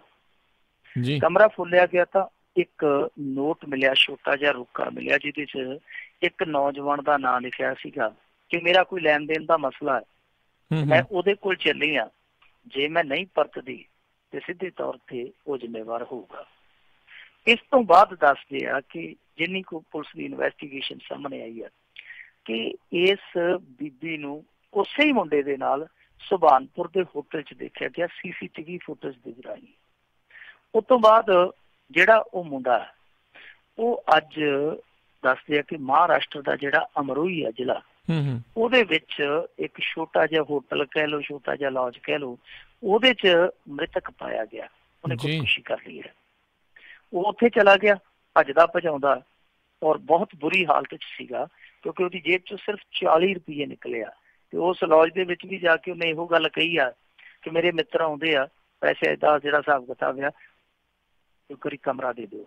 ਉਹਨਾਂ ਨੇ ਕਮਰਾ ਖੋਲ ਦਿੱਤਾ ਕਿ ਚਲੋ ਇਹਦੇ ਨਾਲ ਦੇ ਪਿੱਛੇ ਆ ਜਾਣਗੇ। ਪਰ ਬਾਅਦ ਦੇ ਵਿੱਚ ਜਦੋਂ ਉਹਨੇ ਕਈ ਘੰਟੇ ਕਮਰਾ ਨਹੀਂ ਖੋਲ੍ਹਿਆ, ਜਾ ਕੇ ਸਟਾਫ ਨੇ ਵੇਖਿਆ ਤੇ ਉਹ ਝੂਲਿਆ ਪਿਆ ਸੀ। ਹੁਣ ਜਦੋਂ ਥੱਲੇ ਲਾਇਆ ਗਿਆ, ਉਹਦੀਆਂ ਬਾਹਾਂ ਤੇ ਵੀ ਨਿਸ਼ਾਨ ਆ, ਏਦਾਂ ਲੱਗਦਾ ਜਿੱਦਾਂ ਉਹਨੇ ਨਸਾਂ ਕੱਟ ਕੇ ਵੀ ਖੁਦਕੁਸ਼ੀ ਕਰਨ ਦਾ ਯਤਨ ਕੀਤਾ ਹੋਵੇ। ਜਦੋਂ ਜੇਬ ਖੋਲੀ ਗਈ 40 ਰੁਪਏ ਨਿਕਲੇ ਆ। ਇਹ ਤੋਂ ਇਹ ਜਾਪਦਾ ਕਿ ਉਹ ਭੱਜਦਾ ਹੰਬ ਗਿਆ, ਪੈਸੇ ਪੂਸੇ ਮੁੱਕ ਗਏ। ਜਦੋਂ ਉਹਨੂੰ ਇਹ ਅੰਦਾਜ਼ਾ ਹੋਇਆ ਕਿ ਮੈਂ ਹੋਰ ਨਹੀਂ ਭੱਜ ਸਕਦਾ, ਕਿਉਂਕਿ ਪੁਲਿਸ ਉਹਦੇ ਉੱਤੇ ਚੜੀ ਜਾਂਦੀ ਸੀ, ਉਹ ਲੋਕੇਸ਼ਨ ਚੈੱਕ ਕਰ ਕਰਕੇ ਉਹਦੇ ਪਿੱਛੇ ਤੁਰੇ ਜਾਂਦੇ ਸਨ। ਉਹਨੇ ਜਿਸ ਹਾਲਤ ਦੇ ਵਿੱਚ ਖੁਦਕੁਸ਼ੀ ਕੀਤੀ ਹੈ, ਉਦੋਂ ਤੋਂ ਇਹੋ ਜਾਪਦਾ ਕਿ ਕਿਤੇ ਨਾ ਕਿਤੇ ਉਹ ਪੁਲਿਸ ਤੋਂ ਭੱਜ ਕੇ ਹੰਬ ਗਿਆ। ਦੂਜੀ ਗੱਲ ਜਿਹੜੀ ਹੈ ਕਿ ਉਹਦੇ ਨਾਲ ਹੀ ਇਹ ਉਮੀਦ ਵੀ ਖਤਮ ਹੋ ਗਈ ਕਿ ਇਸ ਕਹਾਣੀ ਦੇ ਵਿੱਚ ਵਾਪਰਿਆ ਕੀ ਆ, ਇਹ ਸਾਫ਼ ਹੋਏਗਾ। ਇਹ ਉਮੀਦ ਵੀ ਖਤਮ ਹੋ ਗਈ, ਕਿਉਂਕਿ ਉਹ ਮੁੰਡਾ ਜੇ ਫੜਿਆ ਜਾਂਦਾ ਤੇ ਪਤਾ ਲੱਗ ਜਾਣਾ ਸੀਗਾ ਕਿ ਉਸ ਪ੍ਰੋਫੈਸਰ ਸਾਹਿਬਾਂ ਦੇ ਨਾਲ ਬੀਤੀ ਕੀ ਆ ਜੀ। ਹੁਣ ਜਿਹਦੇ ਨਾਲ ਇਹ ਸਾਰਾ ਸਸਪੈਂਸ ਜੁੜਿਆ ਹੋਇਆ ਸੀ, ਉਹ ਬੰਦਾ ਮਰ ਗਿਆ। ਹੁਣ ਪੁਲਿਸ ਦੋ ਥਿਊਰੀਆਂ ਮੰਨ ਕੇ ਚੱਲਦੀ ਪਈ ਆ ਜੀ। ਇੱਕ ਤੇ ਇਹ ਮੰਨ ਕੇ ਚੱਲਦੀ ਪਈ ਆ ਕਿ ਇਸ ਮੁੰਡੇ ਨੇ ਹੋ ਸਕਦਾ ਹੈ ਇਸ ਬੀਬੀ ਨੂੰ ਪਹਿਲਾਂ ਕਤਲ ਕਰ ਦਿੱਤਾ ਹੋਵੇ ਤੇ ਆਪ ਖੁਦਕੁਸ਼ੀ ਕਰ ਲਈ ਹੋਵੇ। ਕਿਉਂਕਿ ਇਹ ਦੋਨੇ shaadi.com ਤੇ ਮਿਲੇ ਸਨ ਤੇ ਦੋਵੇਂ ਉਸ ਤੋਂ ਬਾਅਦ ਇੱਕ ਰਿਸ਼ਤੇ ਜਿਹੇ 'ਚ ਵੱਜ ਗਏ ਸਨ। ਇਸ ਮੁੰਡੇ ਦੇ ਪਿਤਾ ਦਾ ਦਾਅਵਾ ਹੈ ਕਿ ਕੁੜੀ ਦੇ ਘਰ ਵਾਲਿਆਂ ਨੂੰ ਵੀ ਇਹਨਾਂ ਦੀ ਇਸ ਦੋਸਤੀ ਦਾ ਪਤਾ ਸੀਗਾ। ਸੋ ਤਾਂ ਕਰਕੇ ਪੁਲਿਸ ਮੰਨ ਕੇ ਚੱਲਦੀ ਪਈ ਹੈ ਕਿ ਹੋ ਸਕਦਾ ਹੈ ਕਿ ਮੁੰਡੇ ਨੇ ਉਹ ਕੁੜੀ ਖਤਮ ਕਰ ਦਿੱਤੀ ਹੋਵੇ, ਉਸ ਤੋਂ ਬਾਅਦ ਖੁਦ ਨੂੰ ਖਤਮ ਕਰ ਲਿਆ ਹੋਵੇ। ਪਰ ਇੱਕ ਦੂਜੀ ਥਿਊਰੀ ਵੀ ਪੁਲਿਸ ਦੇ ਸਾਹਮਣੇ ਆ। ਦੂਜੀ ਥਿਊਰੀ ਇਹ ਆ, ਕਿਉਂਕਿ ਮਰਨ ਤੋਂ ਪਹਿਲਾਂ ਉਸ ਮੁੰਡੇ ਨੇ ਉਸ ਲੌਜ ਦੇ ਕਮਰੇ ਦੀ ਕੰਧ ਤੇ ਲਿਖਿਆ ਕਿ ਆਈ ਐਮ ਇਨੋਸੈਂਟ, ਮੈਂ ਨਿਰਦੋਸ਼ ਹਾਂ। ਉਹ ਜਿਹੜੇ ਇੰਨੇ ਕੁ ਸ਼ਬਦ ਆ, 2-4 ਸ਼ਬਦ ਆ ਜਿਹੜੇ, ਉਹ ਦੂਸਰੀ ਥਿਊਰੀ ਨੂੰ ਜਨਮ ਦਿੰਦੇ ਆ। ਦੂਸਰੀ ਥਿਊਰੀ ਕੀ ਆ ਕਿ ਕਿਤੇ ਕੁੜੀ ਨੇ ਸਾਰੀ ਗੇਮ ਨਾ ਖੇਡ ਦਿੱਤੀ ਹੋਵੇ ਤੇ ਮੁੰਡਾ ਕਸੂਤਾ ਫਸ ਗਿਆ ਤੇ ਡਰ ਕੇ ਉਹਨੇ ਖੁਦਕੁਸ਼ੀ ਕਰ ਲਈ ਹੋਵੇ। ਇਹਨਾਂ ਦੋ ਥਿਊਰੀਆਂ ਚੋਂ ਕਿਹੜੀ ਥਿਊਰੀ ਪੁਲਿਸ ਦੀ ਸਹੀ ਹੈ, ਕਿਹੜੀ ਕਹਾਣੀ ਸੱਚ ਸਾਬਤ ਹੁੰਦੀ ਹੈ, ਉਹ ਸਮਾਂ ਦੱਸੇਗਾ। ਪਰ ਇਹ ਮਾਮਲਾ ਹਾਲ ਦੀ ਘੜੀ ਬਹੁਤ ਭੇਤ ਭਰਿਆ ਬਣ ਗਿਆ, ਬਹੁਤ ਗੁੰਝਲਦਾਰ ਬਣ ਗਿਆ। ਉਦਾਂ ਅੱਜ ਕੱਲ੍ਹ ਜੋ ਪੰਜਾਬ ਦੇ ਵਿੱਚ ਵਾਪਰਦਾ ਪਿਆ ਉਹ ਸਭ ਕੁਛ ਹੀ ਗੁੰਝਲਦਾਰ ਆ, ਪਰ ਇਸ ਕੇਸ ਨੇ ਕਈ ਕਿਸਮ ਦੇ ਸ਼ੰਕੇ ਖੜੇ ਕਰ ਦਿੱਤੇ ਆ ਕਿ ਸਾਡੀਆਂ ਵੱਡੀਆਂ ਯੂਨੀਵਰਸਿਟੀਆਂ 'ਚ ਵੱਡੇ ਪੜ੍ਹੇ ਲਿਖੇ ਲੋਕ ਵੀ ਆ ਜਿਹੜੇ, ਉਹ ਕਈ ਵਾਰ ਇੰਨਾ ਤਿਲਕ ਜਾਂਦੇ ਆ ਕਿ ਕਈ ਜ਼ਿੰਦਗੀਆਂ ਹੀ ਜਿਹੜੀਆਂ ਧੋਖਾ ਖਾ ਜਾਂਦੀਆਂ ਜੀ। ਤੇ ਮਿੰਟੂ ਗੁਲਸਰੇ ਜੀ, ਇੱਕ ਇੱਥੇ ਆਪਾਂ ਛੋਟੀ ਜਿਹੀ ਬ੍ਰੇਕ ਲਵਾਂਗੇ। ਬ੍ਰੇਕ ਤੋਂ ਬਾਅਦ 'ਚ ਮੁੜ ਕੇ ਫਿਰ ਵਾਪਸ ਆਪਾਂ ਹਾਜ਼ਰ ਹੁੰਦੇ ਹਾਂ। ਰਹਿੰਦੀਆਂ ਕੁਝ ਖਬਰਾਂ ਦੇ ਉੱਤੇ ਆਪਾਂ ਨਜ਼ਰ ਬਣਾਵਾਂਗੇ ਤੇ ਬਾਅਦ ਦੇ ਵਿੱਚ ਆਪਾਂ ਉਹਨਾਂ ਖਬਰਾਂ ਤੋਂ ਬਾਅਦ ਦੇ ਵਿੱਚ ਸਰੋਤਿਆਂ ਦੀਆਂ ਕਾਲਸ ਲੈਣੀਆਂ ਉਦੋਂ ਸ਼ੁਰੂ ਕਰਾਂਗੇ। ਤੇ ਮਿਲਦੇ ਹਾਂ ਆਪਣੇ ਸਰੋਤਿਆਂ ਨੂੰ ਇੱਕ ਛੋਟੀ ਜਿਹੀ ਬ੍ਰੇਕ ਤੋਂ ਬਾਅਦ 'ਚ।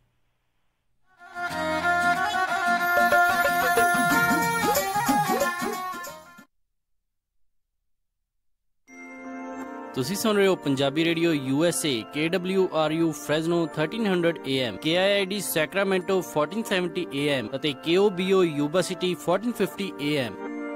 ਕਿੰਗ ਸਪੋਰਟਸ ਕਲੱਬ ਸੈਕਰਾਮੈਂਟੋ ਵਾਲੇ ਬੜੇ ਮਾਣ ਦੇ ਨਾਲ ਪੇਸ਼ ਕਰਦੇ ਹਨ 5ਵਾਂ ਵਰਲਡ ਕਬੱਡੀ ਕੱਪ 24 ਸਤੰਬਰ ਦਿਨ ਐਤਵਾਰ ਨੂੰ ਗੁਰੂ ਘਰ ਦਸ਼ਮੇਸ਼ ਦਰਬਾਰ 7733 ਐਲਗਰੋ ਫਲੋਰਿਨ ਰੋਡ ਸੈਕਰਾਮੈਂਟੋ ਦੀਆਂ ਗਰਾਊਂਡਾਂ ਦੇ ਵਿੱਚ 5ਵੇਂ ਵਰਲਡ ਕਬੱਡੀ ਕੱਪ ਦੇ ਵਿੱਚ ਓਪਨ ਅੰਡਰ 21 ਅਤੇ ਅੰਡਰ 25 ਦੇ ਮੁਕਾਬਲੇ ਹੋਣਗੇ। ਜੇਤੂ ਟੀਮ ਨੂੰ 15,000, ਦੂਜੇ ਨੰਬਰ ਤੇ ਆਉਣ ਵਾਲੀ ਟੀਮ ਨੂੰ 13 ਅਤੇ ਤੀਜੇ ਸਥਾਨ ਤੇ ਆਉਣ ਵਾਲੀ ਟੀਮ ਨੂੰ $11,000 ਦਾ ਇਨਾਮ ਹੋਵੇਗਾ। 5ਵੇਂ ਵਰਲਡ ਕਬੱਡੀ ਕੱਪ ਦੇ ਵਿੱਚ ਅੰਤਰਰਾਸ਼ਟਰੀ ਵਿਸ਼ਵ ਪੱਧਰ ਦੇ ਚੋਟੀ ਦੇ ਪਲੇਅਰ ਇੰਡੀਆ, UK, ਕੈਨੇਡਾ ਅਤੇ ਅਮਰੀਕਾ ਵਿੱਚੋਂ ਹਿੱਸਾ ਲੈ ਰਹੇ ਹਨ। ਬੈਸਟ ਰੇਡਰ ਅਤੇ ਬੈਸਟ ਜਾਫੀ ਨੂੰ ਵਿਸ਼ੇਸ਼ ਇਨਾਮ ਦਿੱਤਾ ਜਾਵੇਗਾ। ਬੀਬੀਆਂ ਦੇ ਵੱਖਰੇ ਬੈਠਣ ਦਾ ਖਾਸ ਪ੍ਰਬੰਧ ਹੈ ਅਤੇ ਬੱਚਿਆਂ ਵਾਸਤੇ ਪੰਘੂੜੇ ਵੀ ਹੋਣਗੇ। ਪਾਰਕਿੰਗ ਦਾ ਤੇ ਸਿਕਿਉਰਿਟੀ ਦਾ ਵੀ ਪੂਰਾ ਪ੍ਰਬੰਧ ਹੈ। ਕਾਰ ਪਾਰਕਿੰਗ ਦਾ ਵਿਸ਼ੇਸ਼ ਪ੍ਰਬੰਧ ਗਰਬਰ ਰੋਡ ਤੇ ਕੀਤਾ ਗਿਆ ਹੈ। ਗੁਰੂ ਘਰ ਦੀ ਮਰਿਆਦਾ ਨੂੰ ਸਮਝਦੇ ਹੋਏ ਸਮੂਹ ਪ੍ਰਬੰਧਕਾਂ ਵੱਲੋਂ ਬੇਨਤੀ ਹੈ, ਸ਼ਰਾਬ ਜਾਂ ਨਸ਼ੇ ਦਾ ਸੇਵਨ ਕਰਕੇ ਨਾ ਆਓ ਜੀ। ਗੁਰੂ ਕਾ ਲੰਗਰ ਅਟੁੱਟ ਚੱਲੇਗਾ। ਕਬੱਡੀਆਂ ਵਿੱਚ ਹਿੱਸਾ ਲੈਣ ਲਈ ਹੋਰ ਜਾਣਕਾਰੀ ਲਈ ਕਾਲ ਸ਼ੀਤਲ ਸਿੰਘ ਨਿੱਜਰ 9164178897, ਬਲਜੀਤ ਸਿੰਘ ਬਾਸੀ 9169456758 ਜਾਂ ਗੁਰਨੇਕ ਢਿੱਲੋਂ 9162011863। ਤਾਂ ਪਹੁੰਚਣਾ ਨਾ ਭੁੱਲਿਓ। ਕਿੰਗ ਸਪੋਰਟਸ ਕਲੱਬ ਸੈਕਰਾਮੈਂਟੋ ਵੱਲੋਂ 5ਵਾਂ ਵਿਸ਼ਵ ਕਬੱਡੀ ਕੱਪ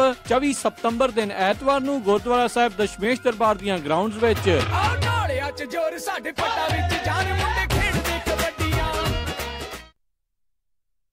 ਉਹ ਸੁਣਿਆ ਬਿੱਲਾ ਡਿਪੋਰਟ ਹੋ ਗਿਆ। ਉਹ ਕਹਿੰਦੇ ਬੱਗੇ ਨੂੰ ਅਰੈਸਟ ਕਰ ਲਿਆ। ਉਹ ਛਿੰਦਾ ਵੀ ਭੱਜਿਆ ਫਿਰਦਾ। ਪਿਛਲੇ ਕੁਝ ਮਹੀਨਿਆਂ ਤੋਂ ਇਹੋ ਜਿਹੀਆਂ ਖਬਰਾਂ ਤੁਸੀਂ ਰੋਜ਼ ਪੜ੍ਹਦੇ ਜਾਂ ਸੁਣਦੇ ਹੋ। ਇਹੋ ਜਿਹੀ ਘਟਨਾ ਤੁਹਾਡੇ ਨਾਲ ਜਾਂ ਤੁਹਾਡੇ ਕਿਸੇ ਕਰੀਬੀ ਨਾਲ ਵੀ ਹੋ ਸਕਦੀ ਹੈ। ਬਹੁਤੀ ਵਾਰੀ ਸਾਨੂੰ ਆਪਣੇ ਹੱਕਾਂ ਤੇ ਅਖਤਿਆਰਾਂ ਬਾਰੇ ਪਤਾ ਨਹੀਂ ਹੁੰਦਾ। ਸਾਨੂੰ ਇਹ ਵੀ ਨਹੀਂ ਪਤਾ ਹੁੰਦਾ ਕਿ ਇਹੋ ਜਿਹੀਆਂ ਘਟਨਾਵਾਂ ਨੂੰ ਰੋਕਿਆ ਜਾ ਸਕਦਾ ਹੈ। ਕਹਿੰਦੇ ਨੇ ਕੋਈ ਵੀ ਕੇਸ ਚੰਗਾ ਜਾਂ ਮਾੜਾ ਨਹੀਂ ਹੁੰਦਾ, ਮਾੜੇ ਹੁੰਦੇ ਨੇ ਬੰਦੇ ਜਿਹੜੇ ਉਹਦੀ ਪੈਰਵਾਈ ਕਰਦੇ ਨੇ। ਅੰਨੂ ਪੇਸ਼ਾਵਰੀਆ ਨੇ ਸੈਂਕੜਿਆਂ ਦੇ ਹਿਸਾਬ ਨਾਲ ਕਈ ਗੁੰਝਲਦਾਰ ਕੇਸ ਹੱਲ ਕੀਤੇ ਹਨ ਤੇ ਲੋਕਾਂ ਨੂੰ ਉਹਨਾਂ ਦਾ ਹੱਕ ਦਿਵਾਇਆ है। मेरा नाम अजीत सिंह है।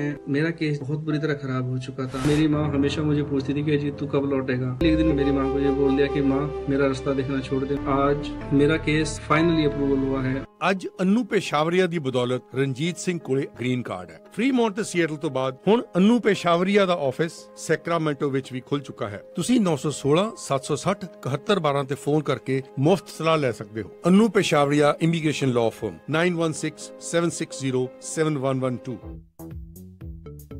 Asian cash and carry Sacramento, ਜੋ ਕਿ ਹੁਣ ਖੁੱਲ ਚੁੱਕਾ ਹੈ 9203 ਫਾਲਸਮ ਬੁਲੇਵਾਰਡ ਸੈਕਰਾਮੈਂਟੋ ਵਿਖੇ। Asian cash and carry Sacramento ਤੋਂ ਤੁਸੀਂ ਲੈ ਸਕਦੇ ਹੋ unstitched suit, custom made suit, readymade suit, Punjabi jutti, jewellery, ਰੁਮਾਲਾ ਸਾਹਿਬ ਤੇ ਹਰ ਤਰ੍ਹਾਂ ਦੀ ਇੰਡੀਅਨ, ਪਾਕਿਸਤਾਨੀ ਤੇ ਫਿਜੀਅਨ ਗਰੋਸਰੀ ਤੇ ਫਰੈਸ਼ ਸਬਜ਼ੀ ਦੇ ਨਾਲ ਫਰੈਸ਼ ਫਰੂਟ ਵੀ। ਹਰ ਤਰ੍ਹਾਂ ਦੀ 4 ਪਾਉਂਡ ਦਾਲ 399 ਅਤੇ ਸਾਰੇ ਆਟੇ ਸੇਲ ਤੇ ਹਨ। ਤੁਸੀਂ ਇਹਨਾਂ ਤੋਂ ਹਰ ਤਰ੍ਹਾਂ ਦੇ ਭਾਂਡੇ ਲੈ ਸਕਦੇ ਹੋ। ਇਹਨਾਂ ਕੋਲੋਂ ਜਾਗੋ ਦੀ ਡੈਕੋਰੇਸ਼ਨ ਦਾ ਸਮਾਨ ਮਿਲਦਾ ਹੈ। ਹੋਰ ਜਾਣਕਾਰੀ ਲਈ ਕਾਲ ਲਾਡੀ ਭੁੱਲਰ 916 917 5866 916 917 5866। ਜਰੂਰ ਪਹੁੰਚੋ Asian cash and carry Sacramento. Address 9203 ਫਾਲਸਮ boulevard Sacramento. Number 916 917 5866 916 917 5866।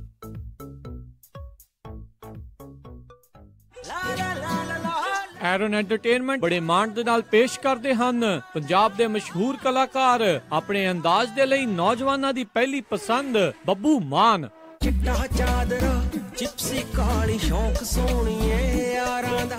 Babbu Maan live in concert ਹੋਣ ਜਾ ਰਿਹਾ ਹੈ 30 ਸਤੰਬਰ ਦਿਨ ਸ਼ਨੀਚਰਵਾਰ ਨੂੰ Hiram Johnson high school auditorium 6879 14th avenue Sacramento ਵਿਖੇ ਸ਼ਾਮੀ 6 ਵਜੇ। ਦੁਨੀਆ ਤੋਂ ਅੱਲਾ ਹੈ ਦਾ ਤਰੀਕਾ ਮਰੀਕਾ ਮਰੀਕਾ ਮਰੀਕਾ ਅਮਰੀਕਾ। ਟਿਕਟ sulekha.com/babbumansek ਤੋਂ ਖਰੀਦ ਸਕਦੇ ਹੋ। ਟਿਕਟ ਜਾਂ ਸਪਾਂਸਰਸ਼ਿਪ ਦੇ ਲਈ ਕਾਲ ਕਿਰਨਜੀਤ ਧੁੱਗਾ 5308442574, ਜੇ ਸ਼ਰਮਾ 5103788316। ਤਾਂ ਜਾਣਾ ਨਾ ਭੁੱਲਿਓ। Babbu Maan live in concert 30 ਸਤੰਬਰ ਦਿਨ ਸ਼ਨੀਚਰਵਾਰ ਹੀਰਮ ਜੌਨਸਨ ਹਾਈ ਸਕੂਲ ਸੈਕਰਾਮੈਂਟੋ।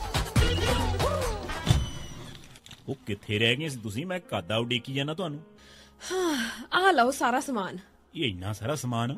ਹੋਰ ਕੀ, ਹੁਣ ਮੈਂ ਸਾਰੀਆਂ ਕੁੜਤੀਆਂ ਵੀ ਲੈ ਆਈਆਂ, ਤੁਹਾਡੀਆਂ ਪੱਗਾਂ ਵੀ ਆ ਗਈਆਂ, ਮੁੰਡੇ ਦੀ ਸ਼ੇਰਵਾਨੀ ਵੀ ਲੈ ਆਈਆਂ ਤੇ ਰੁਮਾਲਾ ਸਾਹਿਬ ਵੀ ਲੈ ਆਈਆਂ। ਤੇ ਨਾਲੇ ਮੈਂ ਇੱਕ ਸਲਾਹ ਕਰਨੀ ਸੀ ਤੁਹਾਡੇ ਨਾਲ। ਹੁਣ ਆਪਣਾ 골ਡ ਖਰੀਦਣ ਵਾਲਾ ਹੀ ਰਹਿ ਗਿਆ ਤੇ ਕੱਲ ਤੁਸੀਂ ਮੇਰੇ ਨਾਲ ਚੱਲਿਓ। ਕਿੱਥੋਂ ਲੈਣਾ ਉਹ? ਬੱਗਾ ਪੈਲੇਸ ਤੋਂ ਹੀ। ਉਹਨਾਂ ਕੋਲ ਬਹੁਤ ਵਧੀਆ ਵੈਰਾਈਟੀ ਹੈ। ਅੱਛਾ। ਹਾਂ, ਆਪਾਂ ਉੱਥੋਂ ਸੋਨਾ ਵੀ ਖਰੀਦ ਸਕਦੇ ਆ ਤੇ ਨਾਲੇ ਜੇ ਕੱਲ ਨੂੰ ਲੋੜ ਪੈ ਜੇ ਤਾਂ ਸੋਨੇ ਦੇ ਬਦਲੇ ਕੈਸ਼ ਵੀ ਲੈ ਸਕਦੇ ਆ। ਲਿਆ ਤਾਂ ਬਹੁਤ ਵਧੀਆ। ਬੱਗਾ ਪੈਲੇਸ, ਤੁਹਾਡੀਆਂ ਬਹੁਤ ਸਾਰੀਆਂ ਲੋੜਾਂ ਲਈ ਇੱਕੋ ਥਾਂ। Bagga palace 6618 Florin road Sacramento. ਹੋਰ ਜਾਣਕਾਰੀ ਲਈ ਰੋਹਿਤ ਜੀ ਨੂੰ ਕਾਲ ਕਰੋ 9163931872 916 393 1872। ਮੁਸੀਬਤਾਂ ਕਦੇ ਵੀ ਦੱਸ ਕੇ ਨਹੀਂ ਆਉਂਦੀਆਂ, ਇਸ ਲਈ ਖਾਲਸਾ ਇੰਸ਼ੋਰੈਂਸ ਏਜੰਸੀ ਦੇ ਲਾਈਫ ਇੰਸ਼ੋਰੈਂਸ ਪਲਾਨਸ। ਲਾਈਫ ਦੇ ਵਿੱਚ ਮੁਸੀਬਤਾਂ ਲਈ ਹਮੇਸ਼ਾ ਰਹੋ ਤਿਆਰ। Khalsa insurance agency 408 272 2500। ਤੁਸੀਂ ਸੁਣਦੇ ਪਏ ਹੋ ਪੰਜਾਬੀ ਰੇਡੀਓ USA।